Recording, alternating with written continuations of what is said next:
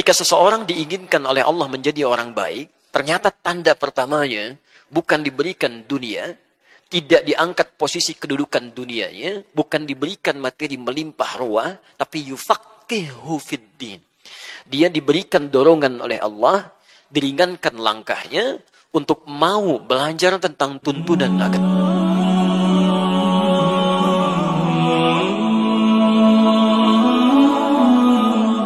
Assalamualaikum warahmatullahi wabarakatuh.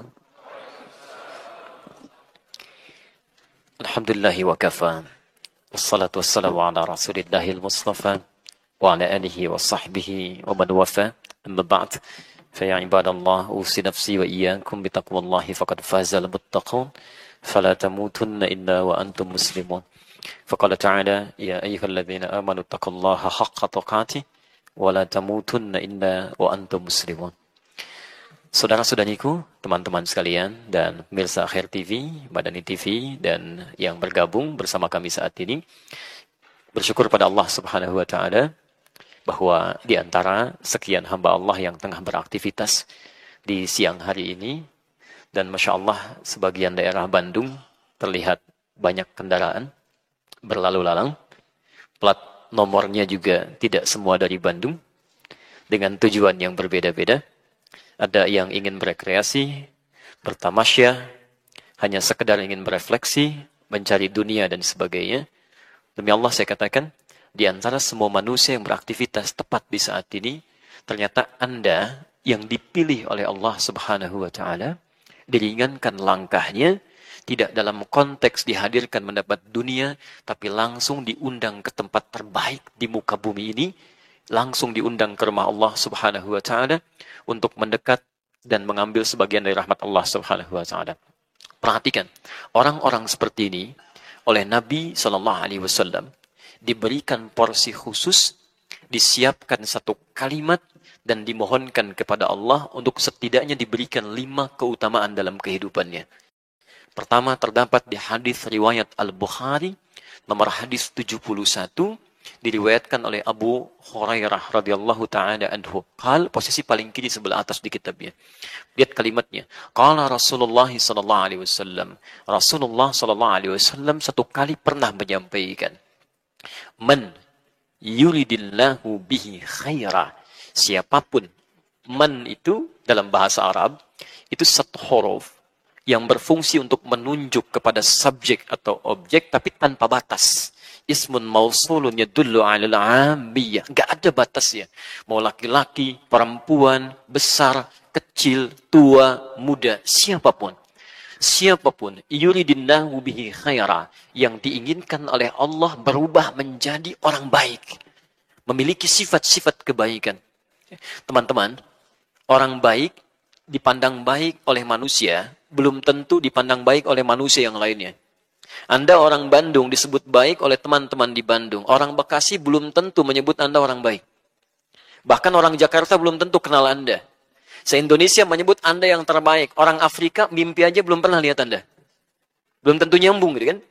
Tapi kalau Allah mengatakan Anda orang baik, maka seluruh penduduk langit dan bumi akan mengatakan Anda yang terbaik. Siapa orang baik menurut Allah ini? Lihat kalimatnya. Ketika seseorang diinginkan oleh Allah menjadi orang baik, ternyata tanda pertamanya bukan diberikan dunia, tidak diangkat posisi kedudukan dunianya, bukan diberikan materi melimpah ruah, tapi yufaqihu fiddin. Dia diberikan dorongan oleh Allah, diringankan langkahnya untuk mau belajar tentang tuntunan agamanya. Masya Allah. Jadi ketika sementara orang saat ini dihadirkan banyak kesibukan dengan dunianya, Anda yang terpilih, langsung diundang ke rumahnya. Yang kata Nabi SAW, keutamaan masjid itu, kalau baru dimasuki saja, beda tempat dengan ruangan biasa, itu 25 kebaikan. Jarak masafatul ula wa thaniyah, jarak satu keduanya 500 tahun, dua ketiganya 500 tahun, tiga keempatnya 500 tahun. Anda sekarang tidak diundang di tempat biasa, langsung di rumah Allah, diringankan langkahnya, dilembutkan hatinya, ingin mendekat mempelajari sebagian dari tuntunan agama Allah Subhanahu wa Ta'ala. Ini tanda yang pertama bahwa Allah menginginkan kita semua berada di sini, termasuk orang-orang yang diinginkan baik menurut Allah Subhanahu wa Ta'ala. Tidak cukup dengan amin. Kita harus lihat turunannya, kan? Baik. Tanda yang pertama. Paling enak bilang amin itu ya. Baik. Walaupun kaidah amin di Quran itu didahului dengan iyyaka na'budu wa iyyaka nasta'in. Jadi na'budu dulu baru nasta'in. Ibadah dulu baru kemudian bermohon kepada Allah Subhanahu wa taala. Teman-teman, kalau Allah sedang menghadirkan Anda, mendudukan di sini, Allah menginginkan Anda berubah jadi orang baik, Anda belum tersentuh juga untuk berubah, dengan cara apa lagi Allah mesti memanggil Anda? Ke tempat mana lagi Allah mesti menghadirkan Anda? Dengan cara apa lagi Allah mesti melembutkan hati Anda? Karena itu, perhatikan hadis selanjutnya.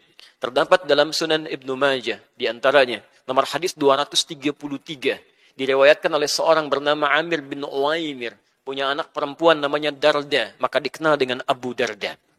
Lihat kalimatnya. Qala Rasulullah sallallahu alaihi wasallam. Satu kali Rasulullah sallallahu alaihi wasallam pernah bersabda. Perhatikan, Anda yang meninggalkan langkah untuk dunianya, Anda hadirkan langkahnya ke rumah Allah ini. Anda tinggalkan urusan dunianya demi mengejar rahmat Allah Subhanahu wa taala. Lihat kalimat hadis Nabi. Man salaka tariqan yaltamisu fihi ilman sahhalallahu lahu tariqan ilal jannah. Man salaka tariqan, lagi-lagi menggunakan man. Siapapun, laki-laki, perempuan, dewasa, kecil, besar, muda, tua, semuanya. Salaka tariqan, yang menyiapkan langkahnya, menempuh perjalanan. Yaltamisu fihi ilman, dia berniat tulus ikhlas karena Allah untuk belajar sebagian dari tuntunan agamanya. Ilman, kalimatnya nakirah. Bisa sedikit, bisa banyak, bisa materi yang sederhana atau materi yang kompleks. Perhatikan, semua langkah Anda, perjuangan Anda sampai tiba di sini, kalau benar ikhlas melakukannya, sahhalallahu lahu tariqan ilal jannah. Allah akan balas semua itu dengan meringankan langkah ke surga saat semua orang hampir mendapatkan kemacetan di dalamnya. Saya kalau dapat macet dengan teman atau staf kami di jalan, Ustaz macet. Alhamdulillah, mudah-mudahan di akhirat kita lancar, mereka macet. Sederhana itu kan. Baik, teman-teman sekalian selesai. Ya. Itu dua. Ketiga, agak cepat. Lihat kalimatnya. Wa innal malaikata. Kami mohon manfaatkan hadis ini sebaik-baiknya. Karena ini hadis sahih, berlaku hanya bagi Anda semua. Yang tidak belajar tidak berlaku. Lihat kalimatnya. Wa innal malaikata. Dan kalaulah penuntut ilmu itu mengetahui, sungguh para malaikat itu. Ya. Jama' bentuknya. Ingat, ada malak, ada malaikah, itu beda. Kalau malak, itu tunggal. Quran surah ke-12, Yusuf, ayat 31, posisi paling kanan sebelah atas. Ya, in hadza illa malakun karim. Ya, ada seorang nabi, ya, rasul, ganteng luar biasa, ya, diangkat menjadi rasul oleh Allah, sampai-sampai begitu lewat, Masya Allah, gitu kan? Perempuan-perempuan yang cantiknya luar biasa, melihat Yusuf sampai teriris tangannya. Ya, wa qulna hasya lillahi in hadza illa ma hadza bashara illa malakun karim. Masya Allah, kata mereka, ini sih bukan manusia, ini malaikat yang menjelma dalam wujud manusia. Ya, Yusuf disebut dengan malak, bentuk tunggal. Ya, ganteng-ganteng nabi, rasul. Ya, orang sekarang ganteng-ganteng serigala gitu kan? Agak beda. Baik. Tapi yang paling menarik, ini nabi, rasul, ganteng dan membangun hubungan dekat dengan Allah Subhanahu wa taala. Dia tidak berzina, dia menghindari pergaulan yang tidak baik, dia mendekat kepada Allah Subhanahu wa taala. Ganteng, nabi, rasul, dekat dengan Allah. Anda bukan nabi, bukan rasul. Gantengnya Anda tidak seganteng Nabi Yusuf. Anda lewat ibu-ibu belum tentu kepeleset gitu kan? Ya. Sedangkan Anda jauh dari Allah. Anda kurang apa lagi? Ya. Karena itu bertakwalah kepada Allah Subhanahu wa taala, tapi di sini innal malaikah, bentuknya jama'. Dan sungguh para malaikat itu. Jama' yang tidak disebutkan berapa jumlahnya. Dalam kaidah bahasa Arab, ini menunjukkan jumlah banyak tanpa batas. Jadi, Nabi menyampaikan, kalau penuntut ilmu itu mengetahui, banyak malaikat yang tidak diduga berapa jumlahnya, la tadau ajnihataha ridan li talibil ilmi. Mereka membentangkan sayapnya sejak orang-orang ini berangkat dari tempat dia tinggal, hadir di majlis ilmu sampai pulang kembali, memohonkan ridha kepada Allah Subhanahu wa taala untuk orang-orang itu. Dan ridhanya malaikat setidaknya memiliki dua makna. Satu, al-istighfar. Al-istighfar lahum. Permohonan ampunan kepada Allah. Permohonan ampunan kepada Allah bagi orang-orang yang belajar itu. Dan yang kedua, talabur rahmati minallahi subhanahu wa ta'ala. Memohonkan rahmat kepada Allah supaya setidaknya doa-doa orang yang belajar itu diaminkan dan dikabulkan oleh Allah subhanahu wa ta'ala. Mudah-mudahan, maksud saya, setiap kita yang hadir di rumah Allah ini mendapatkan bagian dari hadis Nabi SAW tadi. Semoga siapapun kita termasuk orang-orang baik menurut Allah Subhanahu wa Ta'ala. Dan semoga siapa yang hadir saat ini sampai kembali nanti, seluruh perjuangannya, waktunya, tenaganya, fikirannya diganti oleh Allah Subhanahu wa Ta'ala dengan kebaikan-kebaikan yang tadi disampaikan. Baik, kita mau bahas apa, Ustaz? Alhamdulillah. Pernikahan, alhamdulillah. Sudah pada menikah yang ada di sini? Baik, Masya Allah. Nabi, Rasul, dekat dengan Allah. Dia orang paling takwa di muka bumi. Masya Allah, salatnya luar biasa. Selain itu juga beliau pemimpin dalam urusan dunianya. Pemimpin di rumah tangganya. Istrinya 9 bersama beliau. Terpisah 2 dengan beliau. 2 lagi kemudian berpisah dalam kehidupan beliau. Masya Allah, hidup nyaman dalam sepekan masih bisa mengaji dengan malaikat Jibril. 168 jam ada waktu untuk belajar. Antum bukan nabi, bukan rasul. Surga belum jelas sampai siang ini. Ya, amalan masih berantakan, hisab masih menegangkan. Bukan pemimpin, bukan panglima. Istri 1, masih banyak yang jomblo gitu kan? Nah, belum punya waktu untuk mendekat kepada Allah Subhanahu wa Ta'ala. Antum maunya apa sebenarnya ya? Baik, kita mulai saja bahasan kita ya. Nanti kita coba. Saya lebih senang tidak membuat teori, tapi lebih senang menuangkan isi Al-Quran dan Sunnah Rasulullah SAW. Baru dari situ dalam bentuk penjelasan ulama-ulama kita dan keterangan-keterangan yang bisa kita amalkan. Jadi mohon izin kalau nanti kita mengambil dari Quran, kemudian dari hadis, baru kita kembangkan dalam bentuk diskusi kita dalam kesempatan siang hari ini. Karena itu pesan Qurannya. Sejak manusia pertama diturunkan. Siapa manusia pertama? Tahu dari mana? Gitulah pokoknya ya intinya. Kita buat kesepakatan ya. Mulai saat ini, kalau kita belum tahu tentang sesuatu, paling gampangnya cukup katakan wallahu a'lam. Okay? Malaikat ditanya, mereka menjawab qalu subhanaka la ilma lana illa ma 'allamtana. Ya, Quran surah kedua 32, posisi paling kiri sebelah atas. Sahabat Nabi ditanya, dikatakan Allah wa rasuluhu a'lam. Antum bukan malaikat, bukan sahabat Nabi, semua tahu. Masya Allah ya. Baik, ini kaidahnya sederhana. Baik, siapa manusia pertama di muka bumi ini? Masya Allah, Allahu a'lam. Jadi antum siapa sebetulnya? Baik. Manusia pertama oleh Quran disebut dengan Bashar. Terulang 35 kali dalam Al-Quran, bentuk dualnya sekali. Kalimat Bashar pertama saat dinisbatkan kepada manusia itu ada di Quran surah ke-15 ayat ke-28. Alhamdulillah. Wa idh qulna lil malaikati isjudu li Adam fasajadu illa iblis. Baik. Itu kalau kita ambil konteks kaitan dengan selanjutnya. Tapi di Quran surah ke-15 ayat ke-28 ya, bukan itu poinnya. Ya, itu kisah dengan iblisnya. Poinnya, wa idh qala rabbuka lil malaikati inni ja'ilun fil ardi khalifah. Belum nyambung, berarti belum pada hafal Quran. Itu yang Al-Baqarah ayat ke-30. Al-Hijrah ayat ke-28 itu bukan ja'il, tapi khaliq. Wa idh qala rabbuka lil malaikati inni khaliqun basyara. Kata Allah, ketika saya berfirman menyampaikan kepada kalangan malaikat dan jin yang hadir pada saat itu, kami akan ciptakan manusia pertama disebut dengan Bashar. Ini sifatnya. Baik. Namanya kemudian dialihkan di Al-Baqarah ayat ke-30. Posisi paling kiri sebelah atas. Kalimatnya sama awalnya. Wa idh qala rabbuka lil malaikati inni ja'ilun fil ardi khalifah. Misinya sebagai khalifah. Siapa khalifah yang dimaksudkan ini? Ayat 31-nya. Wa 'allama Adamal asma. Dari sini bisa disimpulkan manusia pertama yang diciptakan oleh Allah Subhanahu wa Ta'ala setelah malaikat dan jin makhluk sebelumnya adalah Nabi Adam alaihissalam. Saya agak lompat sebentar. Quran surah kedua Al-Baqarah ayat 38. Posisi paling kanan sebelah atas. Saat Adam singkatnya kemudian diturunkan ke muka bumi untuk menjalani kehidupan yang baru setelah tergoda oleh iblis ya di alam langit itu. Nah, ini yang perlu Anda garis bawahi. Allah memberikan pesan. Setiap Anda jalani kehidupan di muka bumi, kami akan berikan petunjuk, kata Allah. Ikuti petunjuk ini, kami jamin hidup Anda akan selalu tenang dan tidak akan pernah larut dalam kesedihan. Lihat kalimatnya. Qulna bitu minha jami'an.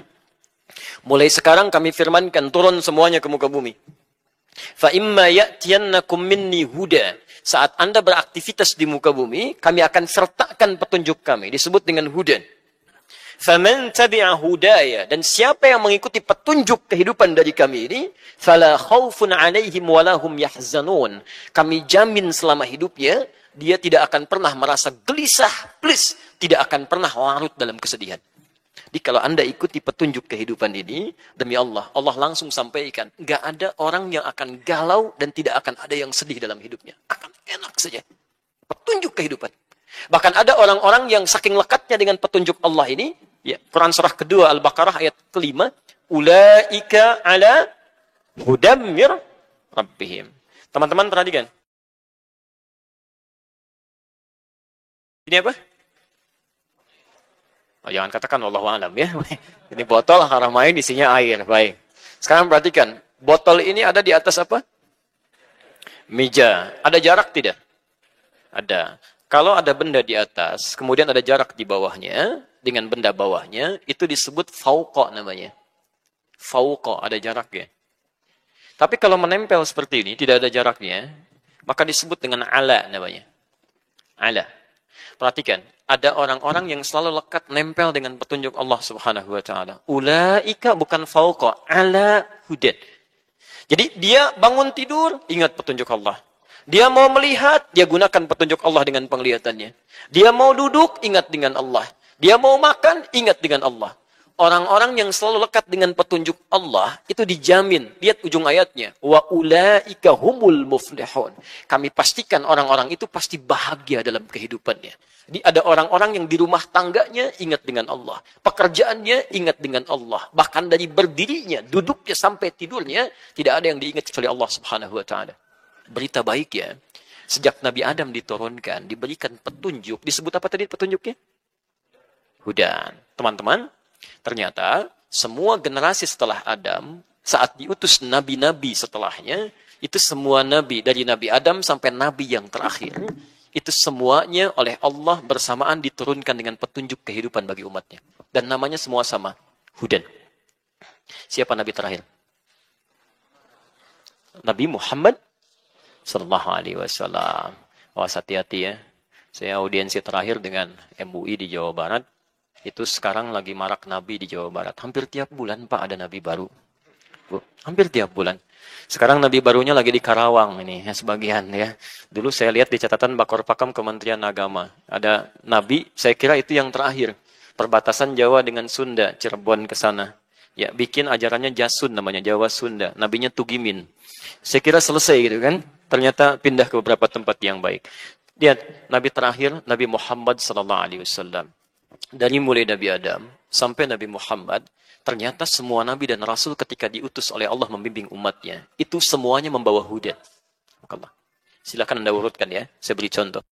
Muhammad bin Abdullah, bin Abdul Muttalib, bin Hashim, bin Abdul Manaf, bin Qusay, bin Murrah, bin Kilab, bin Ka'ab, bin Ghalib, bin Fihr, bin Malik, bin Nadar, bin Kinana, bin Khuzaimah, bin Mudrikah, bin Ilyas alaihi salam, bin Nizar, bin Mudar, bin Ma'ad, bin Adnan, bin Addi, bin Adri, bin Muqawwam, bin Nahur, bin Tarih, bin Ya'rub, bin Yasjub, bin Nabit, bin Ismail alaihi salam, bin Ibrahim alaihi salam, bin Adhar, atau bin Nahur, bin Abir, bin Kinan, bin Arfakhshad, bin Sam, bin Nuh alaihi salam, bin Mihlail, Matushala, bin Kinan, bin Anwas, bin Thith, bin Adam alaihi salam. Sampai ke Nabi Muhammad yang terakhir, turun firman Allah Subhanahu wa taala di Quran surah kedua Al-Baqarah ayat 185. Posisi paling kiri di pertengahan. Lihat kalimatnya. Syahrul Ramadan alladzi unzila fihil Quran. Setelah itu hudal linnas. Khusus untuk nabi terakhir, rasul terakhir, umat terakhir, kami turunkan petunjuk spesial yang semua kebutuhan hidup dan solusinya ada di situ, Pak. Jadi teman-teman, semua aktivitas kehidupan kita dari sebelum lahir sampai wafat, petunjuknya ada di situ semua. Disebut Al-Quran. Ya. Kata Allah bukan hanya untuk orang Islam, tapi linnas, kalimat annas disebutkan 241 kali dalam Al-Quran. Jadi jangankan orang Islam, non-Muslim pun kalau mengambil petunjuk dari Quran, itu bisa dapat manfaat. Apalagi orang Islam. Ya. Makanya orang Islam itu dipaksa oleh Allah, minimal dalam sehari mesti baca Quran. Mesti itu. Makanya kalimat pertama ketika dibuka Al-Quran, di surah Al-Baqarah itu, menyebutkan kata hudan. Dzalikal kitabu la raiba fi. Hudan? Siapa al-muttaqin ini? Ayat ketiganya. Alladzina yu'minuna bil ghaib wa yuqimunas shalah. Yaitu bagi orang yang telah merasa beriman kepada Allah, lalu dia aplikasikan imannya dengan menunaikan amal saleh. Amal saleh pertama salat. Bukankah saat salat Anda baca Quran? Nanti dalam fikih salat, ya, agak jauh sebentar ya. Dalam fikih salat, sebetulnya saat kita baca Quran, khususnya surah-surah yang kita baca setelah Al-Fatihah itu, yang paling diutamakan bukan baca surat pilihan, bukan. Tapi memilih surat yang sesuai dengan kebutuhan hidup kita. Saya beri contoh misal, Anda sedang bekerja, tiba-tiba ada kesulitan di pekerjaan. Anda sholat setelah baca Al-Fatihah, pilih ayat surat yang sesuai kebutuhan Anda. Quran surah 17 misalnya, ayat 79 sampai 81. Karena semua hidup kita ada di situ, termasuk ayat rumah tangga. Nanti kita akan keluarkan. Saya baca cepat, tapi antum gak usah tulis ya. Baca cepat, saya beri gambaran misal. Saat kita sebelum dilahirkan, dalam kandungan ibundanya, bagaimana supaya kandungannya itu lancar. Kemudian persalinannya berjalan dengan nyaman. Doa-doa mengalir dengan baiknya. Quran surah ke-7 ayat 189. Ketika dilahirkan, bagaimana supaya caranya ASI-nya bisa mengalir dengan lancar. Suami istri yang baru mendapatkan anak tidak sibuk dan gelisah bagaimana cara menunaikan tugas ayah dan ibu pertama kalinya. Quran surah ke-2 Al-Baqarah ayat 233, posisi paling kanan sebelah bawah. Setelah 2 tahun disusui, dari 2 tahun sampai dengan menjelang balik, bagaimana cara memberikan pendidikan dininya supaya dekat dengan Allah, taat pada kedua orang tuanya, gemar bergaul dengan teman-teman di sekitarnya, akhlaknya bagus. Quran surah ke-31 ayat 13 sampai dengan 19-nya.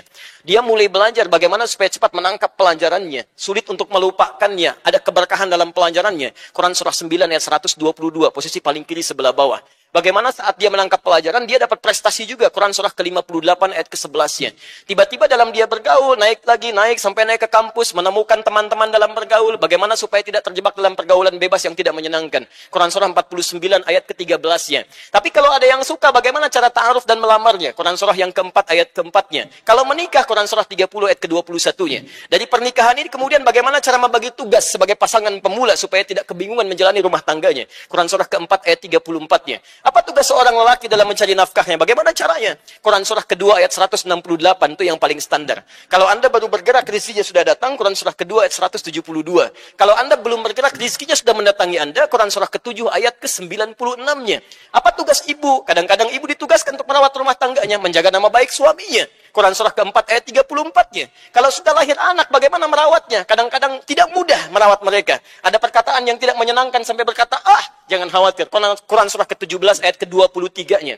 Anda yang mencari rezeki, kadang-kadang lelah, capek, seperti ibu juga yang capek merawat anaknya. Lelah seperti apa? Kalau ringan-ringan Quran surah ke-26 ayat ke-80-nya. Kalau kena penyakit, semua orang mengatakan sampai dokter berkata, ini nggak mungkin, nggak ada kesembuhan, nggak ada obat untuknya. Kata Allah, tidak ada yang tidak mungkin. Lakukan amalan seperti Nabi Ayub pernah melakukannya. Quran surah ke-21 ayat 83 sampai 84-nya. Anda bekerja, kadang-kadang ada yang iseng, ingin menyingkirkan Anda, menyudutkan Anda, menyungkurkan Anda. Bagaimana mengatasinya? Memohon kepada Allah dengan Quran surah ke-17 ayat ke-79 sampai dengan 81-nya. Kalau ada yang mengganggu Anda sampai luar biasa dahsyatnya, membuat Anda gelap mata, sesak nafas di situ, selalu ada solusinya. Quran surah ke-21 ayat 87 sampai dengan 88-nya. Teman-teman, ketika harta Anda mulai meluas, tiba-tiba menghadapi tantangan, Quran surah kedua ayat 214. Bagaimana mengatasinya? Quran surah ketiga ayat 142. Kalau Anda berhasil ingin bersyukur, Quran surah ke-14 ayat ke-7-nya. Masalah mulai datang lagi, bagaimana berharap? Di Quran surah kedua ayat 155 sampai 157-nya. Sampai Anda usia 40 tahun lebih, orang tuanya masih ada, bagaimana cara membalasnya? Kata Allah, memang agak sulit, tapi Anda bisa mencoba dengan Quran surah ke-46 ayat ke-15-nya. Apakah saya akan hidup untuk selamanya ya Allah? Tidak. Satu saat kamu akan pulang. Kamu akan meninggal karena ada maut yang akan mendatangi Anda. Quran surah ketiga 185.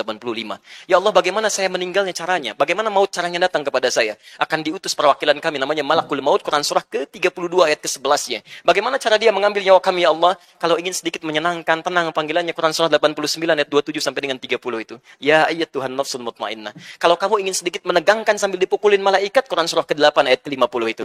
Ya Allah, saya telah belajar suasana malam pertama di alam dunia. Bagaimana suasana malam pertama di alam kubur supaya saya bisa siap-siap. Silahkan lihat Quran surah ketiga ayat 169 sampai 171-nya.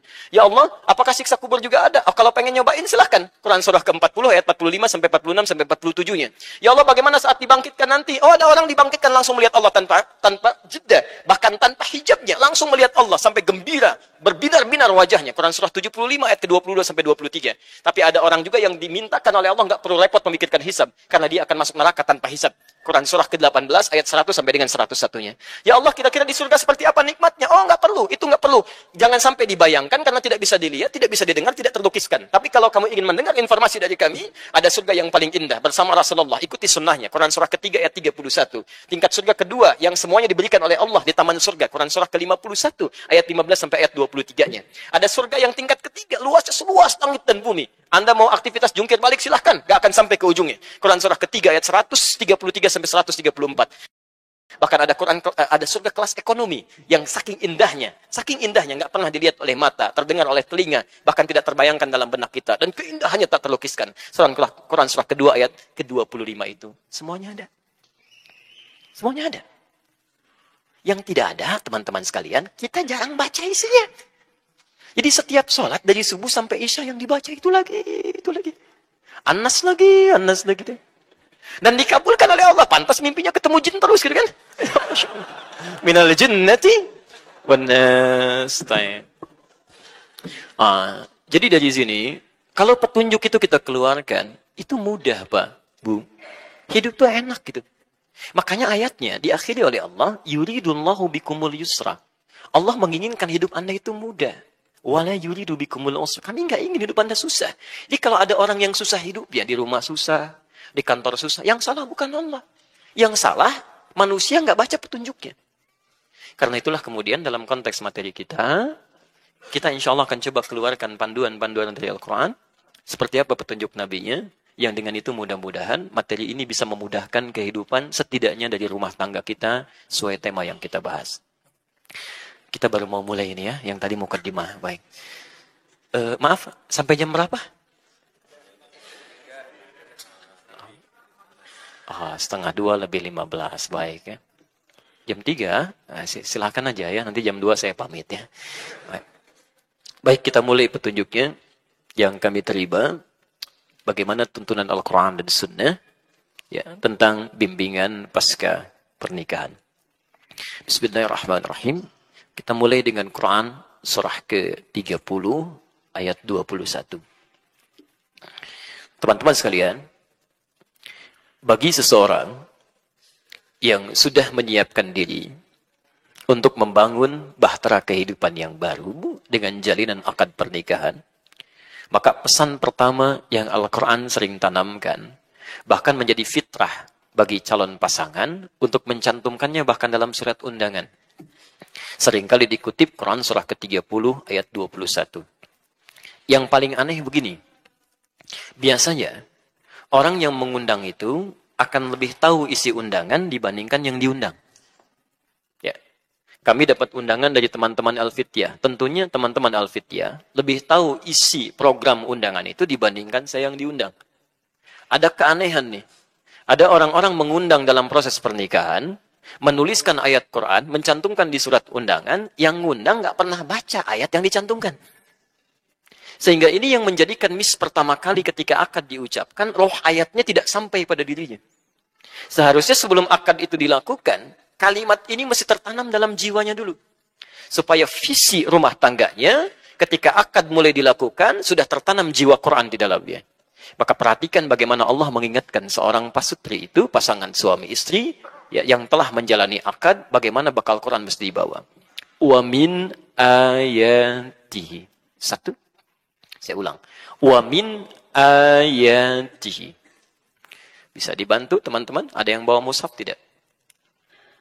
Ada yang bawa mushaf? Baik, izin coba dibaca terjemahannya. Ya? Ayat 21. Wa min ayatihi. Diterjemahkan apa di situ? Dan di antara tanda-tanda kebesarannya. Baik, fokus sekarang ya. Dalam bahasa Arab, tanda itu setidaknya memiliki dua istilah. Paling minimal. Satu, namanya alam. Sering diberikan kata sifat dengan ta' marbutah. Alamah. Diserap ke dalam bahasa Indonesia menjadi alamat. Kalau sudah dimaksudkan dengan kata alamat, itu artinya tanda yang mendekatkan kita pada tujuan. Di mana alamat gedung sate, dengan mengetahui alamatnya, semakin dekat Anda ke tujuan. Jelas di sini? Baik. Sekarang, kalimat kedua disebut dengan ayat. Jamaknya ayat. Saya ulang. Kalimat kedua disebut dengan ayah. Ya. Hamzah, wasal, ya, kemudian tak marbutah. Jamaknya disebut dengan ayat.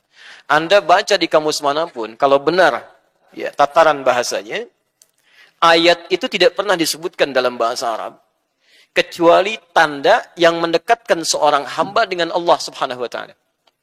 Saya ulang, tidak disebutkan kata ayat dalam bahasa Arab kecuali satu tanda yang mendekatkan makhluk kepada Khalik. Jadi kalau disebutkan ayat, berarti dengan tanda itu kita menjadi lebih dekat dengan Allah Subhanahu wa taala. Karena itu isi Quran disebut dengan ayat. Al-Baqarah berapa ayat? Ali Imran berapa ayat? An-Nisa berapa ayat? Kenapa isi Quran disebut dengan ayat? Karena setiap Anda baca Quran, keadaan Anda menjadi lebih dekat dengan Allah Subhanahu wa taala. Jadi salah kalau ada orang Islam baca Quran, kemudian dirinya tidak lebih dekat dengan Allah. Ada yang keliru dalam bacaannya. Ya karena Allah sendiri sudah mengatakan di Quran surah ke-8 itu kan, dimulai dari ayat yang keduanya sampai ketiganya. Innamal mu'minuna alladzina idza dzukirallahu wajilat qulubuhum wa idza tuliyat 'alaihim ayati zadatuhum imana. Ya. Ya, orang beriman itu kalau disebutkan nama Allah saja ada getaran di jiwanya. Apalagi kalau dibacakan ayat-ayatnya, bertambah keimanannya. Jadi kalau ada di antara kita baca Quran, kemudian tidak menjadikan hubungan dirinya dengan Allah menjadi lebih dekat, ada yang keliru dengan cara bacanya. Nah, sekarang, ayat rumah tangga, ketika telah terjalin ikatan akad itu, oleh Quran dibuka dengan kalimat ayat dan bentuknya dijamakkan. Wa min ayati. Seakan-akan melukiskan pesan bahwa, maaf, pernikahan itu tidak diperkenankan oleh Allah Subhanahu wa taala kecuali salah satunya menjadi wasilah untuk dua insan ini untuk menjadi semakin lebih dekat dengan Allah Subhanahu wa taala. Jadi kalau saat ini ada orang sudah berumah tangga, maaf, belasan tahun, puluhan tahun, tidak menjadi lebih dekat dengan Allah Subhanahu wa taala, ada yang salah dalam rumah tangganya. Ada yang keliru. Kalau sebelum menikah rajin ke masjid, setelah menikah jadi putus ke masjid, ada yang keliru dalam rumah tangganya. Sebelum menikah berhijab, setelah menikah tiba-tiba lepas hijabnya, ada yang salah dalam rumah tangganya. Karena mustahil disatukan dua orang ini oleh Allah kecuali hanya untuk membangun kedekatan dirinya dengan Allah Subhanahu wa taala. Kalau sudah dekat dengan Allah, yang lain-lainnya mengikuti. Ya, hati-hati nanti kita turunkan tuh ya. Nanti kita turunkan setelah sampai bahasan pembagian tugas suami istri. Jadi prinsip pertamanya, ketika Anda sudah mengucapkan saya terima nikahnya, ketika perempuan sudah menerima pinangannya, itu keduanya mesti menyusun rencana. Bagaimana kegiatan masa depan rumah tangganya menjadikan semua aktivitas yang lebih dekat dengan Allah Subhanahu wa taala. Saya beri contoh. Ayat turunannya. Quran surah keempat, ayat 34. Posisi paling kiri sebelah atas di mushaf. Agak pelan-pelan. Sudah? Baik, sekarang perhatikan. Setelah keduanya mengikrarkan diri, mencoba membangun kegiatan supaya lebih mendekatkan diri dengan Allah Subhanahu wa taala, fungsi seorang pria sebelum menikah dengan setelah menikah diubah statusnya oleh Allah. Saya ulang, diubah statusnya oleh Allah Subhanahu wa taala. Ya. Pelan-pelan. Sebelum menikah disebut dengan syab oleh Nabi. Jamaknya syabab. Ya ma'syarasy syabab, gitu kan? Ya ma'syarasy syabab, man istata'a minkumul ba'ata falyatazawwaj. Ya. Hei para pemuda, kalimatnya syabab, syabab yang sudah kuat secara fisik. Ya, yang nalurinya sudah tajam, punya bekal yang siap untuk pernikahannya. Tapi ketika setelah menikah, kalimatnya dirubah oleh Allah langsung, bukan menggunakan kalimat syab lagi, bukan syabab lagi, tapi menjadi rijal. Plus dengan fungsinya. Sekarang perhatikan. Ar-rijalu qawwamuna 'alan nisa. Setiap lelaki yang telah menikah, statusnya langsung dirubah oleh Allah, kalimatnya menjadi rijal, jamak dari rajul, plus kalimat pertama yang dilekatkan pada orang ini fungsi ibadah. Qawwamuna 'alan nisa. Kalimatnya qawwam. Ya. Diartikan apa di situ? Pelindung, pemimpin. Masya Allah. Dalam bahasa Arab, pelindung, pemimpin itu banyak, Pak. Bu. Ada sekitar 5 atau 4 sampai 5 kata itu. Misal, pemimpin pelindung dalam hukum tata negara itu disebut dengan rais. Ya, Rais Jumhuriyah Indonesia, Presiden Republik Indonesia, itu rais. Pemimpin pelindung dalam urusan spiritual, khusus untuk ibadah salat saja, misal, ya, atau urusan ibadah spiritual disebut dengan imam. Karena itu kalau kita mau salat ada imam. Saya belum pernah dengar ada rais salat. Selalu imam, gitu kan? Misal, pemimpin pelindung yang dekat, kemudian mengayomi, kadang bisa menjadi teman dialog yang meliputi, itu disebut dengan wali. Jamaknya disebut dengan aulia. Lagi rame sekarang, gitu kan? Nah, itu aulia. Ketiga. Tapi kalau Anda ingin menghadirkan pemimpin, pelindung, pengayom dalam konteks yang lebih terbatas, tapi mengandung nilai-nilai ibadah di dalamnya, maka kalimatnya dirubah menjadi qaim, jamaknya qawwam. Seakan-akan ingin mengatakan, setiap pria yang sudah menikah itu, lihat kalimatnya, berubah menjadi qawwam, seakan-akan Allah ingin berkata, dia punya tugas melindungi, memimpin, menyayangi istrinya, dalam saat yang bersamaan, semua itu mesti menjadi ibadah di hadapan Allah Subhanahu wa Ta'ala. Qawwam. Jadi ketika Anda mengatakan siap menerima, ya, siap, ya Allah saya terima nikahnya, seketika fungsi kalimat ini berlaku bagi kita, para pria. Ya. Ibu tenang Bu ya, kita bagi yang suami-suami dulu ya, para pria dulu. Langsung berlaku kalimat qawwam di sini. Dan pemimpin pertama bukan pemimpin dalam urusan rumah tangganya, pemimpin dalam urusan ibadahnya. Status antum yang tadinya biasa jadi makmum, seketika berubah jadi imam. Silahkan cek. Antum biasanya ke masjid jadi makmum misal. Sekarang, saking inginnya Allah meningkatkan statusnya dari sholat biasa menjadi tingkat lebih tinggi, Masya Allah. Tidak ada urusan lagi sekarang dan tidak ada alasan untuk meninggalkan sholat berjamaah. Anda tidak bisa bermakmum berjamaah ke masjid, pulang ke rumah biasa sendirian, sekarang dihadirkan makmum selama hidupnya. Banyak mana pahalanya, sholat sendirian atau berjamaah? Bukankah dengan berumah tangga, status pahalanya ditingkatkan, jadi lebih banyak di hadapan Allah Subhanahu wa Ta'ala? Status antum yang laki-laki jadi imam atau makmum? Keterlaluan kalau jadi makmum juga. Imamnya perempuan. Tidak, pasti imam. Pasti imam. Ya. Makanya lihat, orang-orang yang telah menikah, hubungan dengan Allahnya pasti menjadi lebih meningkat. Nggak akan turun. Ya. Jadi mustahil ada seorang pria, lisannya ringan mengucapkan saya terima nikahnya, tapi begitu misalnya, maaf, setelah kalimat itu diucapkan, dia tidak siap menjadi imam dalam urusan spiritualnya. Ya. Makanya hal yang disiapkan pertama kali, bagi seorang yang ingin berakad, itu punya kesiapan membimbing urusan spiritualnya. Di antaranya paling mudah jadi imam sholat.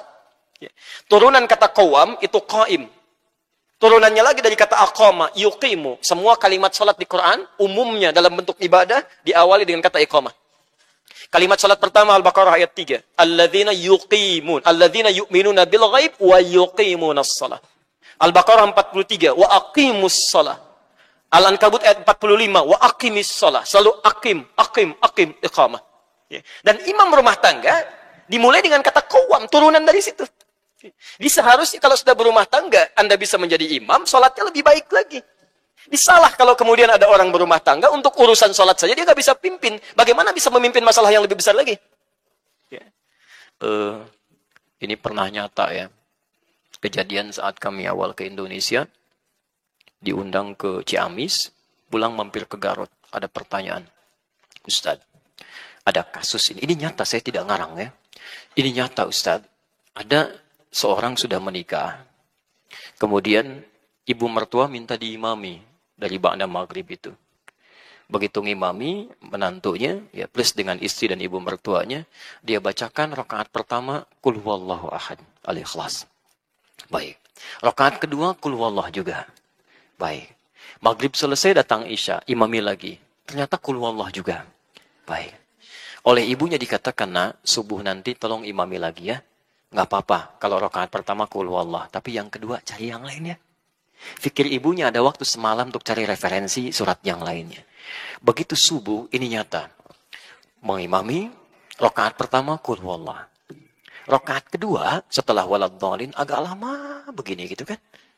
Tiba-tiba ditunggu-tunggu oleh ibu mertua, nengok ke belakang. Ma, boleh nggak qul huwallah lagi gitu. Masya Allah. Kami ditanya, Ustadz, apa hukumnya sholatnya? Saya bilang, kalau hukum sholatnya jelas batal. Tapi pertanyaannya, bagaimana seorang manusia seperti ini, orang yang mengaku beribadah, kan, kemudian mau menjadi seorang kepala rumah tangga, memimpin masalah sholatnya, bisa menyebutkan hal yang sama. Apa yang dia lakukan dalam selama umur hidupnya? Ya, sampai belum sempat membaca ayat Quran yang lainnya. Baik, jelas sampai sini ya? Ini urusan yang pertama, karena itu teman-teman, pesan Quran yang pertama, begitu kalimat rumah tangga sudah dibangun, bangun kedekatan dengan Allah Subhanahu wa Ta'ala, pertama kali khususnya urusan sholat. Ini bagian pertama. Silahkan Anda cek hadis-hadis Nabi Sallallahu Alaihi Wasallam. Ya, saya beri referensi Al-Bukhari misalnya. Dari nomor hadis 2008 sampai nomor hadis 2010. Sampai 2012 ya, posisi paling kanan sebelah bawah. Anda tidak akan temukan Nabi SAW, bahkan dalam sholat malam dia, kecuali senantiasa mengingatkan keluarganya. Silahkan cek. Ya. Bahkan bukan cuma istrinya. Ya, menantunya Ali bin Abi Thalib diingatkan oleh beliau. Fatimah putrinya diingatkan oleh beliau. Jadi urusan sholat itu, ya, membangun hubungan dengan Allah, itu yang nomor satu. Itu yang dibangun pertama kali. Ya.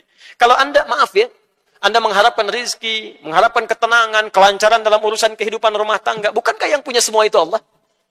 Kalau sadar yang punya Allah, kenapa Anda tidak bangun hubungan yang terbaik dulu pertama kali? Itu yang akan menghadirkan kebaikan-kebaikan dalam kehidupan kita. Ya. Karena itu, saya agak cepat sedikit ya, karena waktu kita sangat terbatas, tinggal 15 menit lagi. Orang-orang yang membangun hubungan baik dengan Allah di awal mula pernikahannya, maka saat dia menjalankan fungsi turunannya dalam kehidupan dunia, itu semuanya yang berlaku hukum Allah, bukan hukum manusia lagi. Saya beri contoh. Apa tugas pertama kali seorang suami setelah dia menikah? Halo? Boleh angkat tangan yang sudah menikah? Boleh angkat tangan? Jangan-jangan belasan tahun tidak tahu tugasnya ini, halo? Mencari nafkah, Masya Allah. Baik. Teman-teman, sekarang lihat fokus ya. Saya turunkan ayatnya, Anda boleh catat. Sekarang kita berlakukan hukum Allahnya. Quran surah keempat, ayat 34. Quran surah kedua, ayat 168. Quran surah kedua, ayat 172. Quran surah ke-7, ayat 96. Quran surah ke-51, ayat 22. Ayat 22. Terakhir, Quran surah kedua, ayat 29. Ayat 29. Baik. Sekarang perhatikan. Pelan-pelan. Tugas seorang suami, selain bisa menjadi pimpinan spiritual dalam rumah tangganya, oleh Allah diberikan tugas langsung, perangkat langsung untuk bisa mencari nafkah. Karena itu kalimatnya langsung di Quran disandingkan dengan tugas pertama. Lihat kalimatnya. Ya. Ar-rijalu qawwamuna 'alan nisa bima faddalallahu ba'dahum 'ala ba'din wa bima anfaqu min amwalihim. Dan kami berikan tugas para pria, dipersiapkan keadaan dirinya untuk bisa mudah mencari nafkah. Jadi maaf Bu ya, para pria itu memang keadaan dirinya sudah didesain oleh Allah untuk mudah mencari nafkah. Di tugas mencari nafkah, kata Allah, sini bagi tugas. Untuk mencari nafkah, itu urusan laki-laki. Demi Allah saya katakan Pak ya, untuk teman-teman yang ada di sini, demi Allah sekali lagi saya katakan, sepanjang Anda mau bergerak saja, itu keadaan diri kita sudah dipersiapkan untuk mendapatkan nafkah. Anda mau bergerak saja, Allah dekatkan. Saya ulang, Anda mau bergerak saja, Allah dekatkan. Dan hebatnya, seorang suami itu kalau mau bergerak, Allah turunkan rizki seluruh yang ada di keluarganya, bukan 1-2 orang. Jadi kalau di rumahnya misalnya ada suami, ada istrinya, ada 3 orang anak, begitu ini keluar berniat mencari nafkah, yang Allah turunkan langsung rizki 5 orang yang ada di rumahnya. Bukan orang per orang. Jadi kalau tugas ini ditukar misalnya, dibebankan kepada istrinya, diminta mencari nafkah, pertama, tidak akan Allah turunkan rezeki ini kecuali untuk orang yang bersangkutan saja. Sehingga seringkali perempuan yang ditugaskan mencari nafkah akan menghadirkan banyak persoalan ketika kembali pada keluarganya. Nanti bedakan antara bekerja karir dengan mencari nafkah, itu berbeda. Ya. Saya teruskan dulu, pelan-pelan. Nah sekarang, Al-Quran ternyata membedakan antara orang yang membangun kedekatan dengan Allah dulu saat dia mulai berumah tangga, dengan orang-orang yang tidak pernah membangun kedekatan dengan Allah saat berumah tangga, dalam fungsi turunannya, ketika mulai mencari nafkah, keduanya dibedakan oleh Allah. Perhatikan, ya, pelan-pelan. Nafkah itu bentuknya apa? Halo? Ya, Masya Allah. Ini yang cari nafkah, cari apa sebetulnya? Rizki ya? Baik, cari rizki. Rizki ada di mana? Allahu a'lam. Saya agak bingung ini sebenarnya. Baik, kita jawab pakai Quran ya. Kita jawab pakai Quran. Baik. Quran surah ke-51 ayat ke-22. Wa fis samaa'i rizqukum wa ma tu'adun. Di langit rezeki kalian kata Allah telah ditetapkan dan dijanjikan pasti diberikan. Saya ulang, tolong pahami teori ini ya supaya tidak bingung nanti mencari rezeki. Ya. Anda walaupun namanya rizki, nggak tahu teori ini tetap susah juga. Ya. Lihat kalimatnya. Kata Allah, wafis samai, dan di langit itu, rizqukum, setiap Anda telah ditetapkan rizkinya. Wa ma tu'adun, dan dijanjikan pasti diberikan. Jadi demi Allah saya katakan, tidak ada manusia yang hidup tidak diberikan rizki oleh Allah. Pasti ada rizkinya. Saya ulang, pasti ada rizkinya. Ya. Turunkan. Bagaimana cara kita mendapatkan apa yang dijanjikan itu? Sekarang rizkinya ada di mana? Di langit. Kita hidup di mana? Di bumi. Ya Allah, rizkinya di langit. Sedangkan kami di bumi. Bagaimana cara mendapatkannya? Diturunkan kemudian Quran surah kedua Al-Baqarah ayat ke-29. Posisi paling kanan sebelah bawah. Lihat kalimatnya. Huwallazi khalaqalakum ma fil ardi jami'an. Ya. Rizkinya di langit, kita tinggalnya di bumi. Kata Allah, kami ciptakan, kami jadikan semua yang ada di bumi ini, kami turunkan dari langit ke bumi. Ya, semua yang ada di bumi ini kalian bisa manfaatkan. Ya. Masya Allah, Anda ingin cari makanan, ambil dari bumi silakan. Ingin bikin sesuatu, ambil emasnya, ambil tambangnya, olah, manfaatkan dalam kehidupan kita. Rizkinya ada di langit, diturunkan ke bumi, bisa kemudian kita nikmati. Baik. Sekarang perhatikan, saya ulang lagi. Rizki di mana? Di langit. Kita tinggal di mana sekarang? Berada di mana? Bukan. Kita di Bandung, di Masjid Gedung Sate. Baik. Lihat. Ini langit kan luas. Bumi kan luas. Kita adanya di sini. Mungkin barangkali Anda orang Bandung, tapi rizki Anda diturunkan oleh Allah di Jakarta. Nggak mungkin cuma Anda tunggu-tunggu di Bandung. Pasti diberikan. Tapi nggak pernah Anda jemput. Mustahil bisa Anda dapat. Saya 2006 ada di Kairo di Mesir. 26 Juni kami berangkat. Di Kairo itu pernah ada 2 mahasiswa mendebatkan tentang ayat ini. Yang satu mengatakan, semua rezeki kita pasti diberikan. Allah sudah janji. Yang satu mengatakan, tidak. Mesti ada ikhtiar untuk mendapatkannya. Memang dijanjikan, tapi kita harus ambil. Kata yang satu, hukum yang nggak begitu. Pasti diberikan. Maka yang pertama ingin membuktikan, saya buktikan. Saya akan masuk ke mihrab di dalam masjid. Di situ disebutnya zawiyah, tempat pojokan untuk meningkatkan ibadah. Dia masuk ke dalam salah satu meja, seperti ini, kolong meja, bersembunyi di situ bambu. Di masjid itu, kadar Allah, suka ada muhsinin, donatur memberikan makanan untuk yang intikaf. Hari pertama diberikan, karena dia mengunci di dalam meja, dia nggak dapat. Yang lain dapat. Hari kedua diberikan, dia nggak dapat. Yang lain dapat. Hari ketiga, agak sedikit yang intikaf diberikan, dia nggak dapat, yang lain dapat. Kata muhsin ini, dia berkata, hal min akhir, ada yang lain nggak? Kata petugasnya, petugas masjid, la mafish, tidak ada. Tapi bantakil jami akhir, saya pindah ke masjid yang lainnya. Karena yang sembunyi ini sudah 3 hari mulai lapar. Agak kesulitan, mulai dia kasih kode. Gitu ya. Yeah. Wah, di ruangan yang lain. Pengurus masjid kaget dengan suara. Begitu dengar dikejar ke situ, dilihat ternyata ada orang sudah kelaparan luar biasa, minta bantuan makanan. Seketika diambillah 2 box dari makanan itu diberikan kepada orang tadi. Saat diberikan itulah teman yang tadi janjian langsung nyusul, dia katakan, kan saya bilang dari awal, rezeki itu mesti ada ikhtiar, dicari walaupun dengan katanya. Ya. Kalau cuma Anda tunggu saja nggak akan dapat gitu. Ya. Makanya teorinya ketika rezeki Anda tinggal di Bandung, tapi rezeki Anda di Jakarta. Maka turunlah kemudian Quran surah kedua Al-Baqarah ayat 168. Posisi paling kanan sebelah bawah. Lihat, ini berlaku umum pertama ya. Ya ayyuhan nas. Hei manusia. Kalau manusia itu orang Islam saja atau umum? Umum. Teman-teman, jadi hukum ini berlaku tidak hanya bagi orang Islam, tapi semua manusia. Ya ayyuhan nas. Kulu mimma fil ardi halalan tayyibah. Silahkan Anda bekerja, beraktivitas, ya, cari untuk mendapatkan kebutuhan Anda, ya, setidaknya bagian makan. Ini kalau dalam bahasa Indonesia disebut sinekdok pas prototo. Disebutkan sebagiannya, dimaksudkan keseluruhan umumnya. Ya, kan kalau Anda ditanya, mau kemana Pak? Mau mencari sesuap nasi. Padahal nggak sesuap kan? Udah cari yang lainnya juga ya.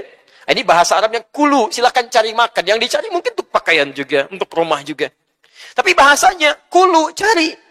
Ya. Jadi rezeki itu tidak cukup didiamkan saja. Allah janjikan untuk diberikan. Tapi perjanjian ini berkolaborasi dan equal. Ya. Bersamaan, bersanding dengan apa? Dengan ikhtiar. Jadi kalau rezeki ingin diberikan oleh Allah, Anda mesti bergerak. Bergerak aja, rezeki diberikan. Tahu cicak? Jangan katakan wallahu a'lam, cicak. Masya Allah. Cicak, tahu cicak? Baik. Bagaimana aktivitasnya? Merayap. Di mana? Dinding. Apa makanannya? Nyamuk bagaimana aktivitasnya? Masya Allah. Pertanyaan pertama, di mana sisi keadilan Allah? Memberikan makan bagi hewan yang tidak bisa terbang, makanannya bisa terbang. Kalau nyamuknya jenius, jadi permainan bagi cicak, itu cicak. Coba silahkan cek itu. Tapi perhatikan bagaimana Allah mengatur sistem kehidupan di sini. Asal cicak mau bergerak saja, rezekinya didatangkan. Orang tua kita cuma membuat lirik yang sangat indah, memberikan pelajaran besar di sana. Lihat kalimatnya, cicak-cicak diam-diam. Masya Allah, yang Allah minta pada cicak cuma merayap sekalipun diam-diam. Yang penting kamu merayap, mau cepat mau diam-diam, yang penting kamu merayap. Ketika hewan ini mau merayap sekalipun diam-diam, selanjutnya apa? Datang seekor nyamuk. Bukan cicak yang mendatangi nyamuk, nyamuknya yang mendatangi cicak. Siapa yang mendatangkan nyamuk pada cicak? Allah. Kalau cicaknya tidak merayap, mustahil nyamuknya datang. Cuman diam-diam. Selanjutnya apa? Silahkan tuh. Masya Allah. Ya. Jadi yang dituntut oleh Allah itu sederhana. Anda bergerak, Anda dapat. Cicak saja, hewan yang tidak dihisab. Hanya sebatas hewan, tidak punya akal, tidak punya sifat takwa. Rizkinya ada, apalagi Anda yang dihisab. Jadi kalau Anda bergerak itu pasti dapat. Coba lihat yang di jalan-jalan itu. Rizkinya datang sendiri, 2000. Kan? Masya Allah. Masa Anda di tempat yang enak, pekerjaan nyaman, masih mengeluh juga dengan rizki, Anda maunya apa? Nah, tapi teman-teman, perhatikan. Ini hukum umum. Ya Allah, kami kan sholat. Nah, ini baru berlaku di sini. Kami sholat, kami puasa, kami berdoa. Apakah iman kami tidak bisa membedakan dengan yang belum beriman dari kadar rizki? Kata Allah, mesti ada bedanya. Orang-orang yang membangun rumah tangganya dengan keimanan kepada Allah Subhanahu wa Ta'ala, hukum turunannya, pencarian rizki oleh suaminya pun dipindahkan kaidahnya. Dari yang di bawah dinaikkan ke atas. Pindah ke Al-Baqarah ayat 172. Posisi paling kiri sebelah atas. Lihat kalimatnya. Ya ayyuhalladzina amanu kulu min tayyibati ma razaqnakum. Masya Allah. Ada ayatnya? Ya ayyuhalladzina amanu. Hei orang-orang yang telah menyatakan iman dalam dirinya. Kulu min tayyibati ma razaqnakum. Teman-teman sekarang perhatikan, bandingkan dengan ayat sebelumnya. Yang tadi, kulu mimma fil ardi halalan tayyiban. Dia masih berusaha dulu mencari dengan halal, mendapatkan yang terbaik. Ya. Izin. Semua manusia punya ketentuan di sini, kata Allah, mesti mencari dengan cara yang legal, halal. Jadi masalah halal ini tidak ada hubungannya dengan iman juga. Tidak hanya iman maksudnya. Ya, semua yang tidak beriman pun mesti mendapatkan dengan cara yang legal. Halal di sini maksudnya legal, sesuai hukum yang berlaku. Dalam konteks yang umum. Jadi kalaupun ada orang mencuri misalnya, polisi nggak akan bertanya, kamu orang beriman atau tidak? Ditangkap juga, semua sama. Ya. Nah, tapi kalau Anda sudah mendapatkan bagiannya, dapatkan yang terbaik dari situ untuk dikonsumsi. Ya. Thayyib itu dalam bahasa Arab, itu yang menyehatkan secara fisik. Ya, bukan yang semau Anda inginkan Anda makan, bukan. Jadi kalau Anda bertanya kaifa haluk pada orang Arab, dijawab alhamdulillah ana thayyib, maksudnya badannya sehat. Jadi kalau Anda ingin membeli makanan tertentu, berapapun nilainya, pastikan bukan cuma nafsu kata Quran, tapi membuat diri Anda sehat. Ya. Walaupun kesehatan fisik itu tidak harus selalu berkolaborasi dengan sehatnya pikiran dan sifat-sifat yang baik. Karena itu dibedakan. Ya. Kan ada orang namanya thayyib, 2 kali puasa, 2 kali lebaran nggak pulang-pulang. Itu cuma orang Indonesia. Nah, ketika seseorang membangun hukumnya dengan Allah, yang berlaku bukan yang tadi. Lihat kalimatnya. Kulu min tayyibati. Teman-teman, kalimat halalnya pertama dibuang di sini. Silakan Anda cek. Ketika Allah menyentuh orang beriman untuk mencari rezeki, kalimat halalnya dibuang. Kulu min tayyibati, halalnya dibuang. Kenapa kalimat halal di sini dibuang? Karena orang-orang, kata para ulama, orang-orang yang sudah tersambung imannya kepada Allah Subhanahu wa Ta'ala, iman itu akan selalu membimbing dia untuk mengarahkan pada yang halal. Jadi mustahil ada orang beriman, dia bisa mencari sesuatu yang keluar dari aturan Allah, mencari yang haram. Itu aturan pertama. Jadi kalau ada di antara umat manusia mengaku beriman, kemudian menikah, berumah tangga, masih terfikir mencari yang haram, artinya ada yang salah dalam imannya. Hubungan dia nggak bagus dengan Allah. Kalau dia tidak pernah memikirkan yang haram, menyingkirkan yang dilarang oleh Allah Subhanahu wa Ta'ala, maka Masya Allah. Lihat kalimatnya. Kata Allah, ma razaqnakum. Kami yang siapkan rezeki untuknya, bukan dia yang capek mencarinya. Di Anda kalau membangun hubungan rumah tangga dengan visi iman kepada Allah Subhanahu wa taala, kata Allah, Anda tidak perlu lelah mencarinya. Gerakan sedikit, rezeki datang pada Anda. Itu poinnya. Makanya Allah menjanjikan pada orang yang punya kecukupan yang sederhana saat menikah. Kata Allah, kalau ingin kaya, kami jadikan kaya dia. Bahasanya bukan cukup, kami jadikan kaya. Ya. Quran surah ke-24 ayat 32. Silahkan cek. Ya. In takunu fuqara yughnikumullah. Jika Anda memang fakir saat pernikahan itu, kalau pengen kaya kami buat kaya. Ya, jadi kalau Anda mencari dengan iman, Masya Allah, kekayaan itu memang relatif. Ya, memang relatif, tapi poinnya Anda mendapatkan kenikmatan yang dijanjikan oleh Allah Subhanahu wa taala. Ya, jelas di sini? Ya. Dan yang paling menarik, lihat kalimatnya. Thayyib itu, ya, selain menunjuk kepada sehat, itu juga menunjuk kepada sesuatu yang banyak manfaatnya. Berkah. Ya, berkah. Ya, saya berikan sedikit sentuhan bahasa. Ketika seseorang mencari tanpa iman, hati-hati, ini penting sekali ya. Saking pentingnya mic bisa mati. Bismillah. Teman-teman, lihat kalimatnya. Kalau ada seseorang mencari tanpa iman, kemudian dia mendapatkan bagian dari hartanya, tetap yang dia dapatkan itu kalimatnya berbentuk tunggal. Thayyib, halalan, thayyiban. Ya. Thayyib itu tunggal atau jama'? Tunggal. Jama'nya thayyiban. Kalau tunggal itu satu atau banyak? Satu. Perhatikan. Orang-orang yang selalu mencari rizki tanpa iman, sekalipun dia muslim, tapi kurang membangun hubungan kedekatan dengan Allah, maka setiap yang dia dapatkan, sekalipun banyak, tetap akan selalu kelihatan sedikit. Nggak percaya silahkan. Anda kalau tidak pernah membangun hubungan dengan Allah, Anda kerja berangkat gelap, pulang gelap lagi, harta dikumpulkan. Demi Allah, kalimat Qur'annya, isyaratnya, kami akan jadikan yang kelihatan banyak oleh dia itu nampak selalu terasa sedikit. Dia kerja lagi, tapi tidak pernah merasakan dan menikmati apa yang didapatkan. Nggak ada kenikmatan. Ya. Jadi kayaknya berangkat lagi, tapi tidak ternikmati. Kelihatannya banyak, cuma sedikit. Ya, Masya Allah. Tapi ketika Anda membangun hubungan yang baik dengan Allah Subhanahu wa ta'ala, kelihatan oleh manusia yang lain seperti sedikit, tapi Masya Allah, karena keberkahan dituangkan di situ, kalimatnya jama, min thayyibat. Sedikit ini kami turunkan berkahnya, sehingga terasa nyaman, nikmat, tenang aja gitu. Kalimatnya jama. Memang cuma dapat 500.000 per bulan, tapi setiap akan cari makan, tiba-tiba temannya datang, biar saya yang belikannya. Masya Allah. Mau beli buah dari kampung ada kiriman, nih Pak buahnya. Sudah jadi, gitu kan? Sudah panen. Saya punya teman dulu, dari Bukit Tinggi. Berangkat dengan kami ke Tripoli, Libya.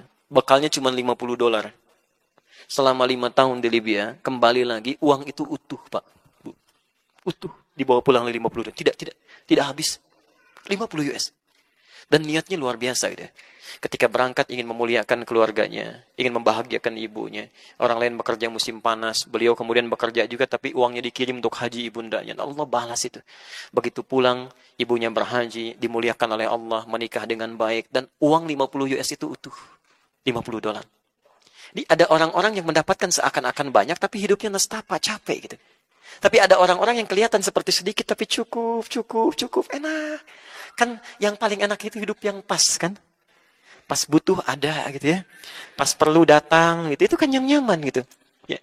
Dan banyak itu kan bukan yang kelihatan. Kalau yang kelihatan itu belum banyak. Masih kelihatan, masih kehitung. Banyak itu yang nggak kehitung. Jadi ada orang-orang yang hidupnya oleh Allah dibuat nggak mikir. Saking banyaknya. Kamu nggak usah mikir deh. Biar nggak capek ngitung. Yang seperti itu capek nanti tuh. Ya, disimpan. Begitu mau tidur lihat berangkas lagi. Berkurang sedikit. Balik lagi. Hitung lagi gitu kan. Ini enggak. Yang megang Allah. Jadi begitu dia butuh, kirimkan. Hidupnya enak, gak banyak pikiran. Coba pilih mana? 5 miliar dalam sebulan tidak berkah. Atau 500.000 berkah. Dan tidak ada pilihan ketiga. Dan tidak boleh maksa.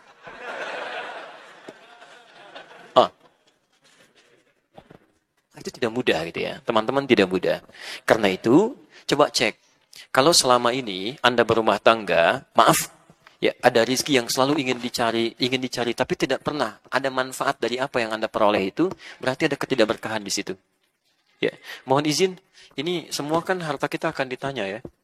Gak usah diapalin, pertanyaannya pasti akan standar. Dari mana Anda dapatkan, kemana dikeluarkan? Pertanyaan pertama saya, baju Anda aja ini, ada berapa sampai hari ini? Baju yang kita kenakan. Pernah dicek nggak?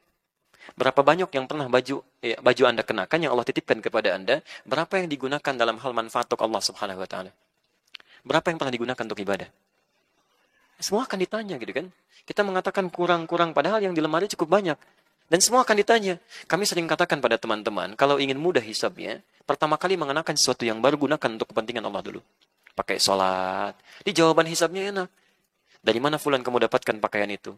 Allah Maha tahu, engkau yang Maha tahu. Sebelum hamba gunakan, sebelum hamba jawab, engkau Maha tahu dari mana hamba dapatkan. Dari harta yang paling halal ya Allah. Kemana engkau gunakan pertama kali? Untuk sholat menyembahmu ya Rabbal Alamin. Dan engkau tahu, Maha tahu tentang waktu dan tempatnya.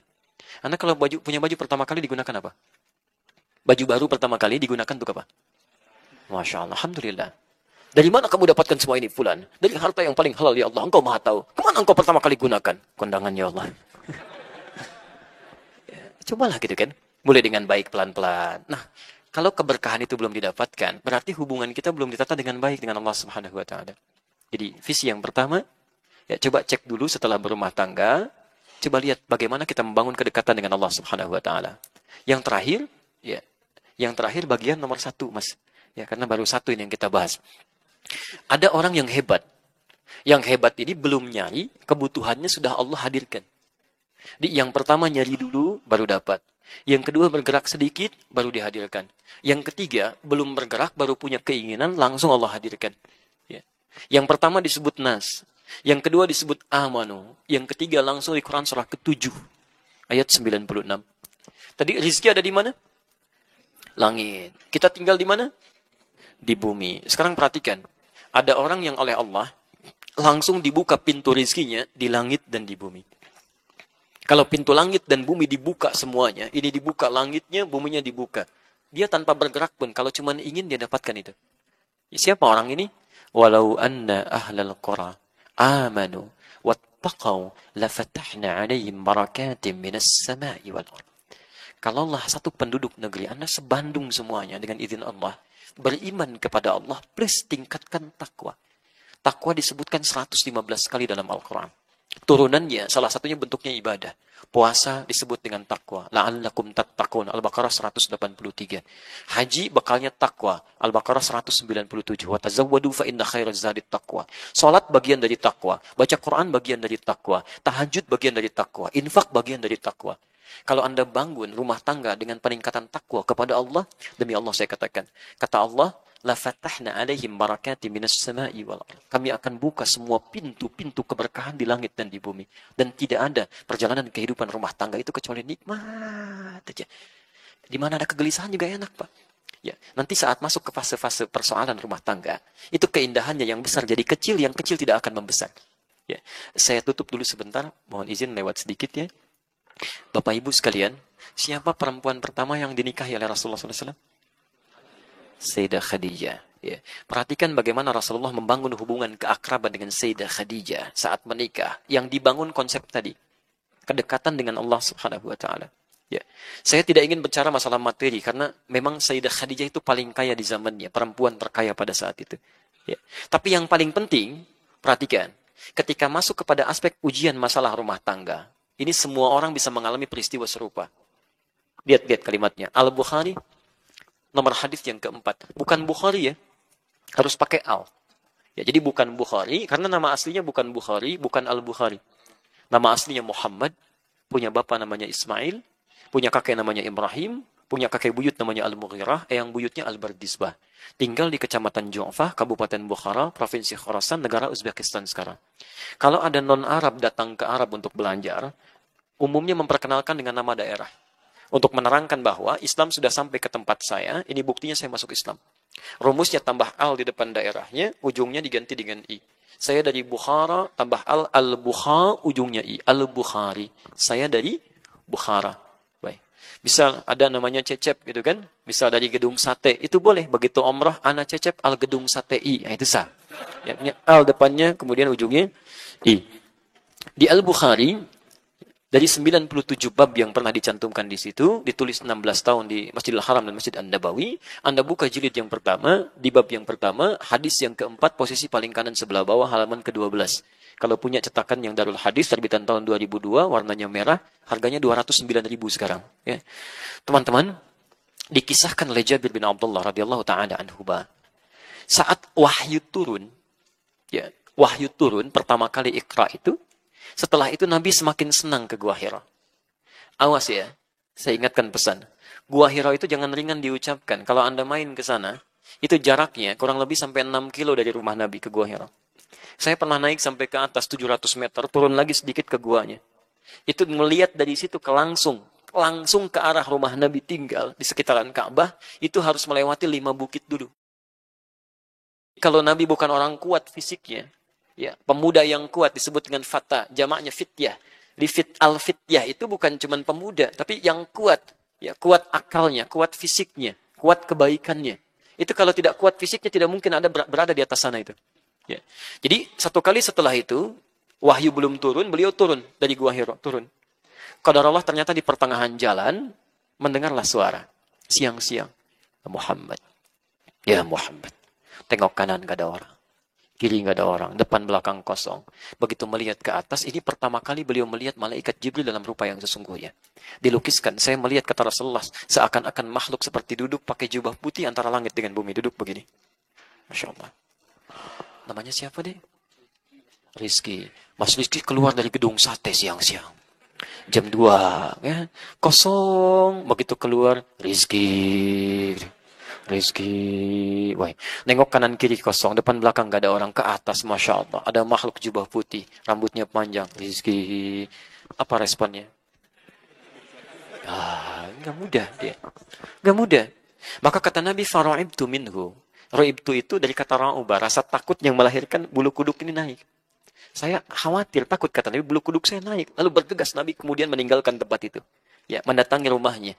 Perhatikan, membangun hubungan cinta dengan Sayyidah Khadijah dilakukan karena Allah, rahmat Allah diturunkan di situ. Begitu dibuka pintu rumah oleh Sayyidah Khadijah, dilihat wajahnya, melihat wajah istrinya saja, setengah ketakutannya hilang. Setengahnya. Begitu kata Nabi, zammiluni, tolong selimuti saya. Diraih tangannya oleh Sayyidah Khadijah. Lihat, bagaimana kemudian beliau dibimbing ke kamar tidurnya. Tidur di situ, diselimuti oleh Sayyidah Khadijah. Lalu keluarlah kata-kata yang sangat indah itu. Zaujil karim, suamiku sayang. Engkau ini orang baik. Tidak pernah punya masalah dengan orang lain. Engkau suka bantu orang, menjalin silaturahim. Yakinkan pada jiwamu saat ini, aku akan selalu bersamamu dalam suka dan duka. Aku akan selalu bersamamu, Masya Allah. Seketika kesulitannya hilang pada saat itu. Terjalin rahmat Allah. Saat itulah turun Quran surah Al-Mudaththir itu. Ayat 1 sampai ayat 7 itu. Ya ayyuhal mudaththir, kum fa'anzir, dan seterusnya. Tapi poinnya, mustahil. Masalah akan sirna seketika kalau tidak dibangun pola komunikasi yang baik yang dilakukan karena Allah Subhanahu wa taala. Dibuka pintunya, melihat wajah istrinya, setengah masalah suaminya hilang. Ya. Ibu, istri Nabi ada berapa, Bu? Ya. Masya Allah. 9 yang hidup bersama Nabi, 2 kemudian meninggal lebih dulu, dan 2 terpisah dengan Rasulullah SAW.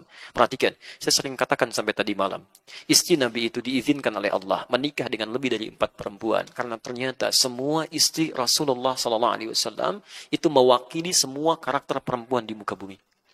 Semuanya. Silahkan Anda belajar tentang sirahnya. Jadi kalau ibu pelajari, Bu, ya, ibu akan lihat di antara karakter ibu itu pasti akan ada yang mirip dengan salah satu istri Nabi SAW. Sebelum menikah dengan Nabi, dari yang paling perhitungan sampai yang paling cemburuan, ada, Pak. Sebelum menikah. Tapi ketika menikah dengan Nabi, semua diarahkan dengan ridha Allah, dengan rahmat Allah kepada kebaikan-kebaikan. Yang cemburuannya pada dunia sekarang, bagaimana caranya kalau dia tahajud, saya bisa juga. Yang urusan perhitungannya uang belanja, sekarang setelah menikah dengan Nabi, bagaimana caranya satu kurma jadi ibadah. Demi Allah saya katakan, ibu nanti pulang dari sini, coba cek. Lihat, dari mulai Sayyidah Khadijah, Saudah binti Zam'ah, kemudian Sayyidah Aisyah, ada Maimunah, ada Ummu Habibah, ada Zainab. Ibu cek, kira-kira ibu mirip siapa? Coba ibu pulang cek. Ya. Kalau ibu ingin cek apakah ibu mirip Khadijah atau tidak, itu tidak mudah. Cek aja kalau suami pulang dari kantor, ibu bukakan pintunya, setengah masalah suami jadi hilang, ibu Khadijah. Ya. Tapi kalau lihat ibu, suaminya langsung hilang, kopernya hilang, ibu yang punya masalah itu. Jadi persoalan. Teman-teman, saya kira untuk pengantar, ya ini karena waktunya terbatas, saya kira akan lebih baik kalau kita banyak berdialog saja. Karena kalau kita mengurutkan dengan materi, nampaknya akan lebih panjang lagi, dan ini sudah masuk pada jam 2. Gitu ya. Baik, saya tidak ada masalah, saya dari sini harus ke Al-Barkah. Kita akan bedah buku nanti tentang buku yang kami tulis, tentang menyoal hadis-hadis populer. Jadi ada hadis-hadis yang diduga sebagai hadis padahal bukan hadis. Ya, pernah dengar hadis ini? Makan saat lapar, berhenti sebelum kenyang. Pernah dengar? Ah, itu hadis palsu. Saking palsunya di kitab hadis palsu aja nggak ada. Itu cuma di kitab cerita ya. Nanti kita bedah sore hari ini. Saya kira saya cukupkan dulu ya untuk pengantarnya. Kalau ada berdialog silahkan nanti sampaikan. Mudah-mudahan Allah memudahkan untuk memberikan jawabannya. Ya, Masya Allah. Speechless saya kalau tausiah dari Ustadz Adi ya.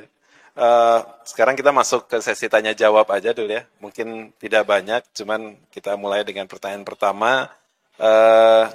Bagaimana cara menjaga pandangan yang sesuai Al-Quran dan hadis? Cara menjaga pandangan untuk laki-laki atau perempuan? Kayaknya sih laki-laki nih. Baik. Untuk laki-laki Quran surah ke-24 ayat ke-30. Untuk perempuan Quran surah ke-24 ayat 31. Baik, kita langsung jawab dengan ayatnya. Perhatikan kalimatnya untuk laki-laki. Wa qul lil mu'minina yaghuddu min absarihim. Katakan pada pria-pria yang merasa punya iman. Yaghuddu min absarihim. Ya. Yaghuddu, ghaddu itu asalnya adalah menatap kepada yang baik-baik dan menyingkirkan pandangan dari yang tidak baik. Dari sini muncul istilah ghaddul basar. Di ghaddul basar itu bukan gak boleh lihat, ya keliru ya. Bukan gak boleh lihat. Saya pernah dulu main ke satu tempat, ya di salah satu tempat. Jadi ada teman-teman yang sedang ceramah, jamaahnya sebagian akhwat, jadi akhwatnya melihat ke timur, ustadznya melihat ke barat. Agak nggak nyambung gitu kan? Nah, di salah satu tempat di Jogja pernah kami melihat yang lebih fatal lagi. Ada perempuan yang ingin menerapkan ghaddul basar, ayat 31-nya, wa qul lil mu'minati yaghdudna min absarihinna, itu naik sepeda di jalan raya, matanya ke bawah begini. Nah, itu agak khawatir gitu kan? Nah, jadi dia takut terjadi sesuatu ya. Jadi ghaddul basar itu bukan nggak boleh melihat. Di antara adab sopan santun itu saling melihat. Tapi ketika pandangan itu yang menghadirkan syahwat atau hal yang dilarang oleh Allah, itu yang dimaksudkan palingkan. Ya. Maaf, bukan hanya sekedar bertemu fisik begini, tidak. Anda lihat televisi, ada tayangan yang dilarang oleh Allah, palingkan. Itu ghaddul basar. Anda lihat handphone, tiba-tiba masuk iklan, hal yang tidak boleh dilihat, Anda palingkan. Di semua yang tidak diperkenankan oleh Allah untuk dilihat, itu yang dipalingkan. Jadi sederhana, bagaimana cara menjaga pandangan? Kata Quran, setiap yang dilarang oleh Allah, cepat palingkan. Ya. Ali bin Abi Thalib, radhiyallahu ta'ala anhu, punya gelar khusus dari Nabi. Ya, karamahullahu wajah, diteruskan oleh para ulama. Karamahullahu wajah, semoga Allah memuliakan wajahnya. Di antara riwayatnya, ketika sedang bersama Rasulullah SAW, ada sesuatu terlintas, kemudian terlihat oleh Ali, dipalingkan oleh Rasulullah SAW. Ya Ali, ya, cukup pindahkan, yang itu kemudian bagian dari panah-panah setan. Yang terlihat oleh engkau sebagian kilatan pertama, selanjutnya adalah panah-panah setan. Ya. Awas hati-hati ketika dipalingkan, ini dijaga oleh Allah Subhanahu Wa Taala supaya pandangannya tidak melihat hal yang diharamkan. Jadi, rumus dari hadis ini, begitu melihat, palingkan. Dan jangan dipelesetkan ya. Ada sebagian mempelesetkan, Ali kan melihat dulu, selanjutnya itu panah setan. Berarti yang pertama tanpa berkedip itu bagian dari rahmat. Ya. Awas jangan-jangan keliru ya. Anda lihat seseorang, Masya Allah, itu bagian dari panah setan. Kedip dulu langsung pindah, ya kan? Itu hal yang keliru, ya, yang tidak tepat. Sekira itu.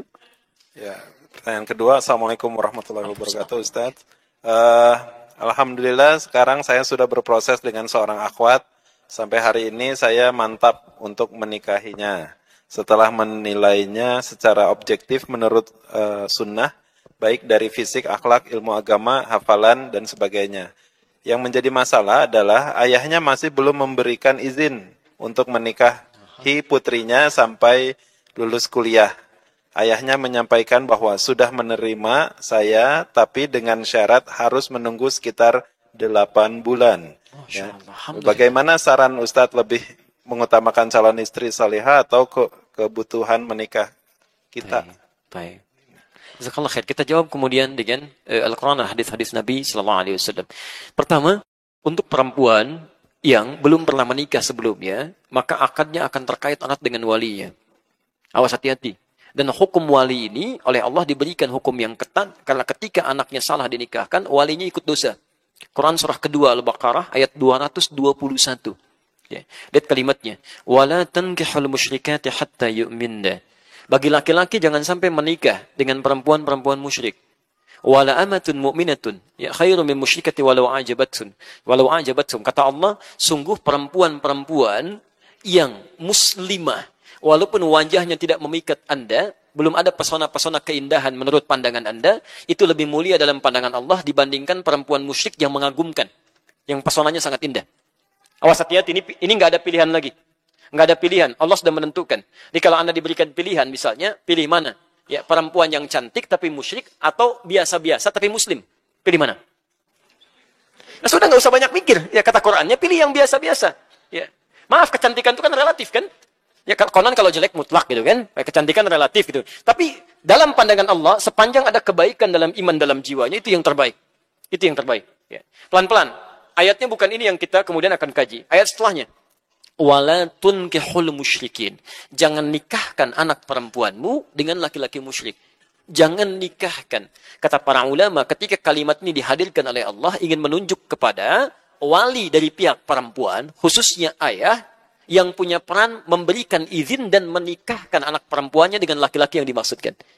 Jadi mohon maaf ya untuk teman tadi yang melamar, ya sebetulnya itu gambaran kebaikan dari Allah Subhanahu wa taala. Antum diterima kan? Diterima, cuma dengan syarat, kan? Cuma dengan syarat. Syaratnya menunggu sampai sekiranya dia bisa lulus kuliah dulu dalam jangka waktu 8 bulan. Apa yang harus antum lakukan? Ambil petunjuk Nabi sallallahu alaihi wasallam.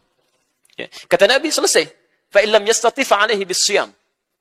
Ya ma'syar syabab, man istata'a minkumul ba'ata falyatazawwaj. Hei para pemuda, kalau Anda sudah siap untuk menikah, segerakan untuk menikah. Ya, segera percepat. Fa illam yastati fa alaihi bisyam. Tapi kalau dia belum mampu di sana itu artinya belum mampu menikah seketika atau belum mampu dilakukan pada saat itu. Lihat kalimatnya itu menggunakan fi'il mudhari.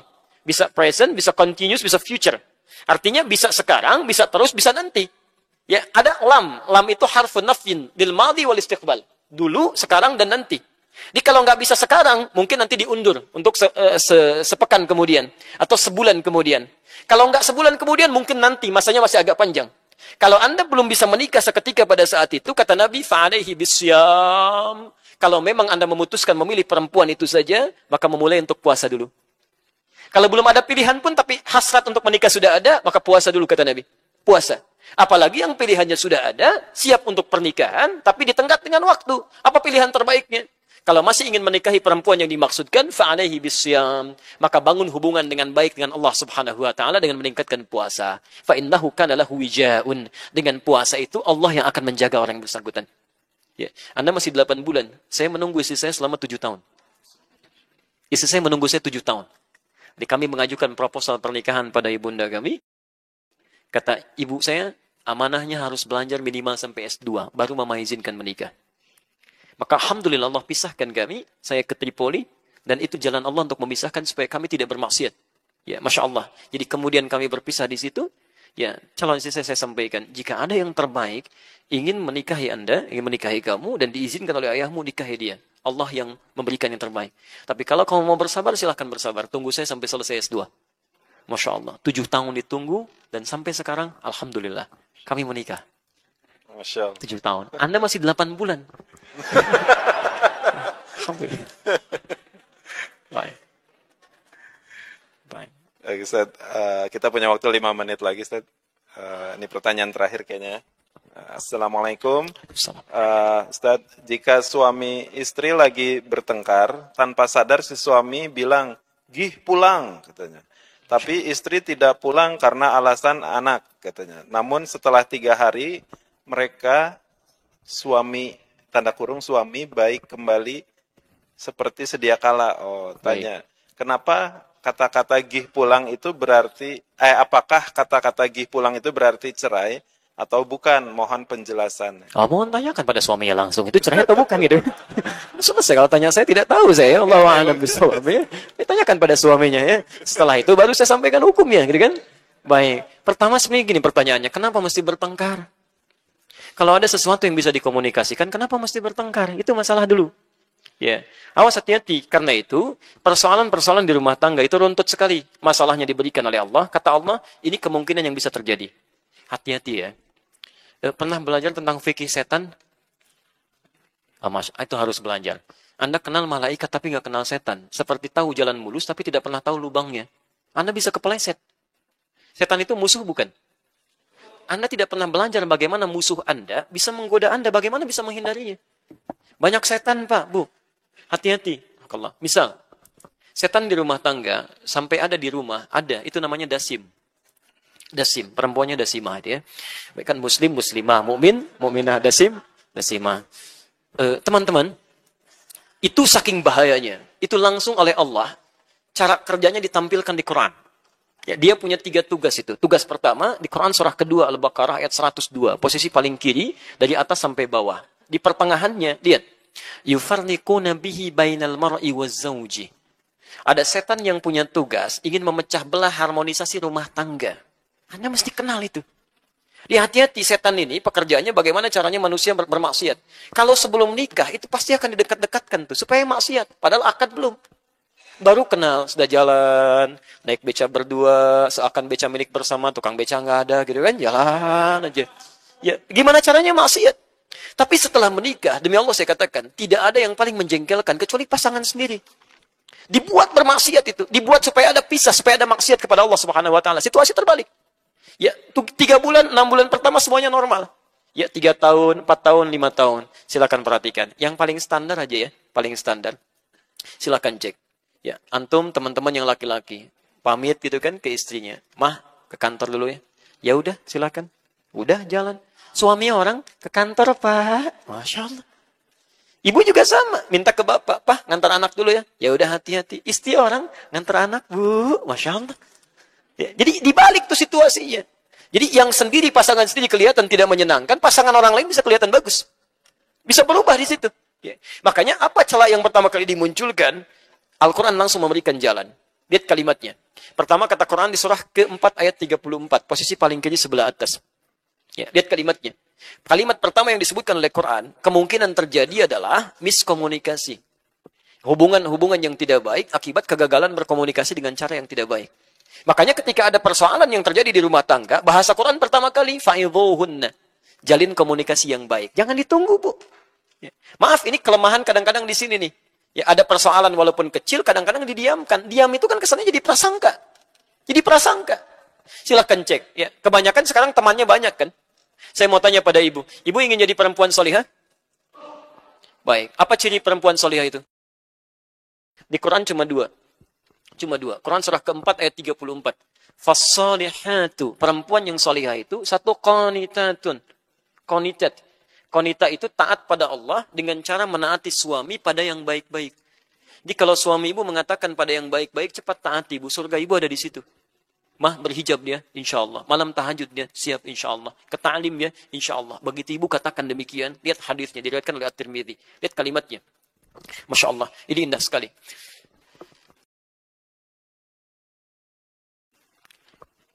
Idza shallatil mar'atu sholataha. Jika seorang perempuan, istri, cukup sholat fardu saja. Tidak pernah sholat sunnah selama hidupnya. Wasamat shamaha. Dan puasa fardu Ramadan saja. Tidak pernah puasa sunnah selama hidupnya. Wahafidhat farjaha. Kemudian menjaga kehormatan dirinya. Tidak pernah selingkuh dalam hidupnya. Wa ata'at zawjaha. Dan menaati suaminya pada yang baik-baik saja. Qila laha yaumal qiyamati. Akan dikatakan pada perempuan seperti ini di hari kiamat. Udkhulil jannata min haitsu syi'ti. Silahkan masuk ke surga dari pintu mana saja yang engkau kehendaki. Laki-laki tidak bisa, susah. Mau masuk pintu puasa Ar-Rayyan, puasa dulu.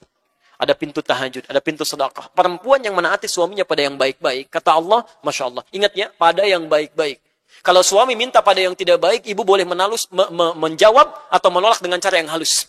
Ya. Mah, Papa ada family gathering nih di perusahaan. Tolong buka hijabnya ya, cuma 30 menit. Nah, ibu boleh tolak dengan cara yang halus. Pak, selama 30 tahun ini, ibunda yang almarhumah itu selalu berwasiat. Supaya dijaga, Pak, sampai hari ini. Saya tidak tahu nanti apa yang harus saya katakan pada mama. Kalau saya meninggal nanti. Ya, apa jawabannya? Mohon dipahami, Pak. Dengan jawaban yang lembut. Dengan itu ada kelembutannya. Oh, mungkin ya sudah, mah. Pakai aja. Mudah-mudahan jadi hidayah bagi yang lain. Dengan cara yang lembut. Jangan langsung naik dulu. Mah, lepas hijabnya ada pertemuan. Apa? Wah, nanti belum apa-apa sudah naik gitu kan. Jadi rame. Ini yang kadang-kadang suka beda-beda nih. Ya. Awas Bu, hati-hati. Suami kan pemimpin ya. Apa sifat pemimpin yang paling dominan? Sifat pemimpin yang paling dominan apa? Egois, apa lagi? Oh, yang jawab laki-laki semua nih, egois, ayo. Ya. Sifat pemimpin yang paling dominan itu tidak mau dipimpin. Tidak menerima saran, hanya menerima masukan. Begitu Anda ngasih saran, itu akan naik satu dengan yang lainnya. Maka ciri yang pertama tadi, yang kedua, hafizatun lil ghaibi bima hafizallah. Dia menjaga nama baik suaminya, pelan-pelan. Lihat sini, dia menjaga nama baik suaminya, rumah tangganya, khususnya ketika tidak sedang bersamanya. Jadi kalau ada aib rumah tangga terbuka keluar, itu yang salah bukan yang menyebarkan. Yang salah orang rumah. Kata Allah, bima hafizallah, kami sudah jaga, kenapa kamu buka? Di selama tidak dibuka, itu akan terjaga. Nah sekarang Pak, Ibu, tantangannya banyak sekali. Nggak ada orang pun bisa terbuka. Kadang bikin status. Hanya karena masalah yang kecil, tiba-tiba nulis. Nggak nyangka ya, nyangka tuh. Ketika Anda bilang nggak nyangka ya, itu sedang nyangka gitu. Ya, hati-hati. Karena itu teman-teman, apapun yang terjadi kata Quran langsung komunikasikan dengan baik tuh, jalin yang terbaik. Dan yang paling indah begini. Yang paling indah. Kata Allah di Quran surah 30 ayat 21 tadi yang kita bacakan di awal, ya. Wa min ayatihi an khalaqalakum min anfusikum azwaja. Kami ciptakan, ya, kami jadikan tanda-tanda untuk mendekat kepada kami dari dua sisi yang berbeda. Mohon maaf, suami istri itu kata Al-Quran, mesti menyadari ketika mereka bersatu, mereka membawa kepribadian yang mungkin berbeda. Latar belakang yang beda, tidak bisa disatukan harus sama satu dengan yang lainnya. Ya. Dia ada proses yang dialami di situ, karena menyatukan dua yang berbeda, pasti akan ada penyesuaian-penyesuaian. Ya. Karena itu yang paling indah apa? Diterangkan di Quran surah kedua Al-Baqarah ayat 187. Hunna libasun lakum wa antum libasun lahunna. Kalau ingin indah itu diterapkan, kata Quran, jadi seperti pakaian. Apa fungsi pakaian? Satu, menutup aurat. Aurat itu kan yang tidak boleh terbuka kan? Kita tutup. Makanya kalau ada sesuatu terbuka dari pasangan yang tidak disukai, cepat tutup, bukan diungkit. Kamu kok begini? Dulu waktu belum menikah nggak begitu? Tidak seperti itu. Jadi begitu muncul sesuatu, tutup, selesai, nggak usah diungkit. Sudah, selesai. Apa fungsi yang kedua? Menampilkan keindahan. Jadi setiap ada persoalan di rumah, jangan tampil keluar itu terbawa-bawa. Tenang aja, nyaman, jalan. Hadirkan keindahan. Tutupi dengan kebaikan-kebaikan. Dan itu hanya bisa dihasilkan dengan mawaddah dan rahmah. Mawaddah itu cinta kasih yang lahir lewat perhatian-perhatian material, fisik. Ya, ibu kan dulu lihat suami juga begitu. Ya, seperti bapak lihat fisik ibu kan, pertama kali melihat cantiknya, anggunnya, parasnya, eloknya. Seperti ibu juga melihat gantengnya, gitu kan, masya Allah, tegapnya, kumisnya, dompetnya, sama-sama. Ya, itu mawaddah. Itu mawaddah. Nah, cinta itu jangan bertahan saat sebelum menikah. Begitu menikah, hidupkan lagi itu. Tidak salah, Pak, Bu. Ya, Bapak misalnya ada promosi jabatan, begitu pulang ke rumah, ibu yang masakan kesukaannya. Bapak yang bawa bunga sedikit, Mama, gitu kan, Masya Allah, kasihkan. Memang cuma bunga satu, itu pun metik lagi hasil isinya di luar, gitu kan. Bisa kalaupun disampaikan, tapi ada keindahan di situ. Ya. Tapi maaf, mawaddah itu satu saat akan sirna. Ya, bahkan badan yang tegap tiba-tiba jadi layu, dan sebagainya. Ya, dompet yang tebal tiba-tiba jadi tipis dan sebagainya. Kalau cinta hanya ditopang lewat mawaddah saja, itu tidak akan abadi. Begitu hilang salah satu sifatnya, pindah ke lain hati. Karena itu lakukan dengan rahmah. Rahmah itu, maaf, sifat kasih yang dalam. Yang lahir dari dalam hati yang paling, dari lubuk hati yang paling dalam. Makanya perempuan disebut dengan rahim, punya rahim dalam dirinya. Rahim itu, kenapa disebut dengan rahim? Karena mampu memberikan kasih sayang pada apa yang ada di dalam dirinya, dan sanggup merasakan penderitaan dalam memberikan kasih sayang itu. Miring kanan susah, kiri berat, ya. Kemudian tertelungkup nggak bisa, dijaga supaya yang di dalam itu merasa nyaman. Makanya kata para ulama akhlak, kenapa bayi ketika dilahirkan menangis? Salah satu tinjauan akhlaknya adalah ya tasawuf ya, kata para ulama, karena dia takut tidak mendapatkan kasih sayang seperti dalam rahim ibundanya. Saking nyamannya di dalamnya. Makanya diberikan rahmah, perhatikan, berikan kasih sayang yang dalam. Maaf, saya akhiri. Ibu misalnya masakan kesukaan. Ya, atur menunya 8 jam. Begitu jadi diberikan pada suami. Anda jalan, Pak. Di tengah jalan, ada orang minta-minta, Pak. 3 hari belum makan, Pak. 3 hari fisiknya sudah lemah. Anda berikan tidak makanannya? Bisa dibagi. Tapi rahmah tidak. Begitu ibu titipkan nilai cinta di dalamnya. Masya Allah. Begitu jalan, Pak, di SMS. Hati-hati di jalan ya. Mudah-mudahan ridha Allah selalu menaungi langkah kaki Papa. Ingat, kami di rumah selalu bersamamu dalam cinta, dalam suka, dalam duka, dan dalam rahmat dan doa kepada Allah Subhanahu wa Ta'ala. Semoga Papa sehat pulang sampai kembali ya. Wah, itu menjaga betul, Bu. Sampai pulang lagi. Begitu melihat di kantor ada godaan-godaan, belum tentu kamu seperti istri saya. Kalau masuk angin bisa dikerokin ya, ada doa-doa macam-macam. Itu semuanya hadir. Itu rahmat. Saya tutup. Kami punya kawan dulu menyampaikan informasi. Ada kisah satu keluarga, itu luar biasa saleh. Ini bukan ngarang, ini asli. Tinggalnya di Karawang. Di suaminya soleh, istrinya soleha, punya anak 2 pada saat itu. Qadar Allah, mereka mentarbiah keluarganya dengan baik, dekat dengan Allah dan tuntunan Rasulnya.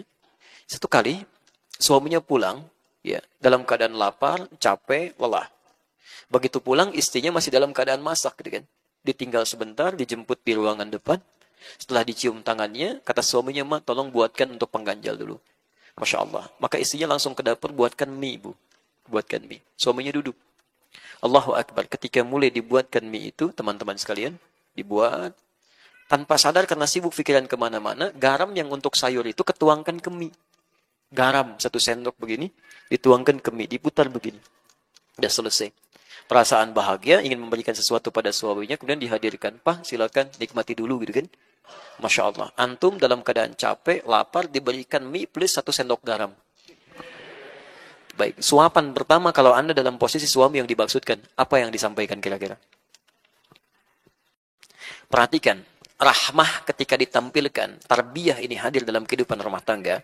Salah satu rumus di Quran tentang rahmat ini, ada di Quran surah ke-91 ayat 7 sampai dengan 10. Rumus gampangnya begini, rumus gampangnya. Dalam diri kita ini ada 2 kecenderungan, sifat baik, sifat buruk. Sifat baik disebut takwa, sifat buruk disebut fujur. Selalu ada lawan. Ya, sabar, lawannya marah. Jujur, lawannya bohong. Tawadu, lawannya sombong. Rumusnya di Quran, kalau Anda ingin bahagia, ketika mendapatkan sifat-sifat yang jelek, sifat jelek ini diciptakan bukan untuk membuat kita jelek, tapi untuk melatih yang baik-baik supaya muncul. Rumus cepatnya, cepat cari lawannya. Cari lawannya. Misal, saat suami dititipkan marah oleh Allah, dititipkan, kemudian marah kepada ibu. Sifat marah ini dititipkan kepada suami, bukan ingin menjadikan suami pemarah, Bu. Tapi ingin melatih kesabaran dari ibu supaya muncul. Jadi begitu ibu mendapatkan suami marah, itu tandanya kesabaran ibu sedang dilatih. Ini berbahagialah kalau suami sedang marah-marah. Ya. Ada latihan di situ. Sama, Pak. Jadi begitu ibu bapak melihat misalnya istri cemberut, cepat cari lawannya. Cemberut apa lawannya? Senyum. Jadi begitu lihat istrinya cemberut, itu artinya senyum Anda diminta oleh Allah.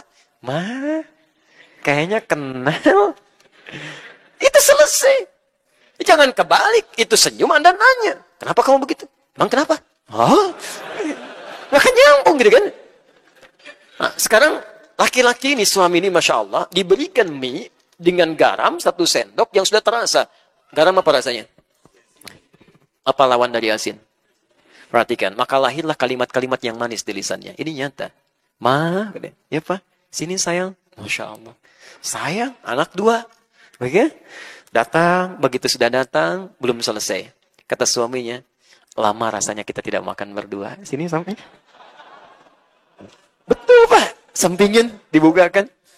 Ibu, bagaimana perasaan seorang suami menawarkan lama rasanya nggak makan berdua? Bagaimana tuh perasaan jiwanya? Masya Allah.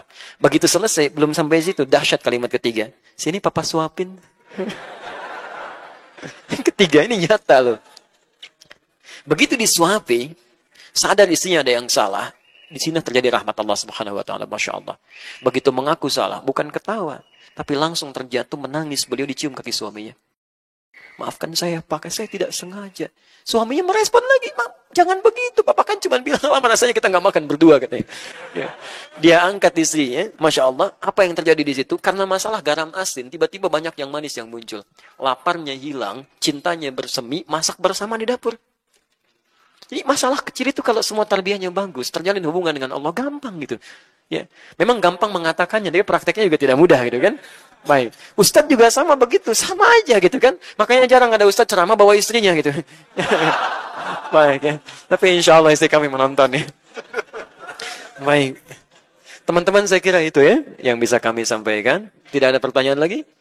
Sudah Baik. cukup. Ya. Kalau sudah dirasakan, Ya. maaf saya tanyakan, jelas uraiannya? Jelas ya, paham? Baik, kalau sudah jelas dan dipahami, saya bacakan ketentuan Qur'annya di surah Al-Maidah ayat 100 sampai 101 itu. Ya ayyuhalladzina amanu la tas'alu an asya'a in tubdalakum tasukkum. Hei orang-orang yang masih merasa punya iman dalam jiwanya, jika persoalan sudah jelas disampaikan, dipahami, maka jangan banyak dipertanyakan lagi. Khawatir banyaknya pertanyaan itu menjadikan yang sudah jelas menjadi semakin tidak jelas nantinya. Oke, jelas uraiannya? Ada pertanyaan? Tidak ya, cukup ya? Baik. Teman-teman sekalian, itu yang bisa kami sampaikan. Terima kasih atas segala perhatiannya. Kita insya Allah berjumpa dalam kesempatan yang lain. Bila ada benar itu dari Allah dan Rasulnya. Kalau ada kekurangan atau kesalahan dari kami, itu mutlak kesalahan saya. Mohon dimaafkan. Dan semoga Allah Subhanahu Wa Taala bisa membimbing kita semua dalam kebaikan. Subhanakallahumma bihamdika asyhadu an la ilaha illa anta astaghfiruka wa atubu ilaik.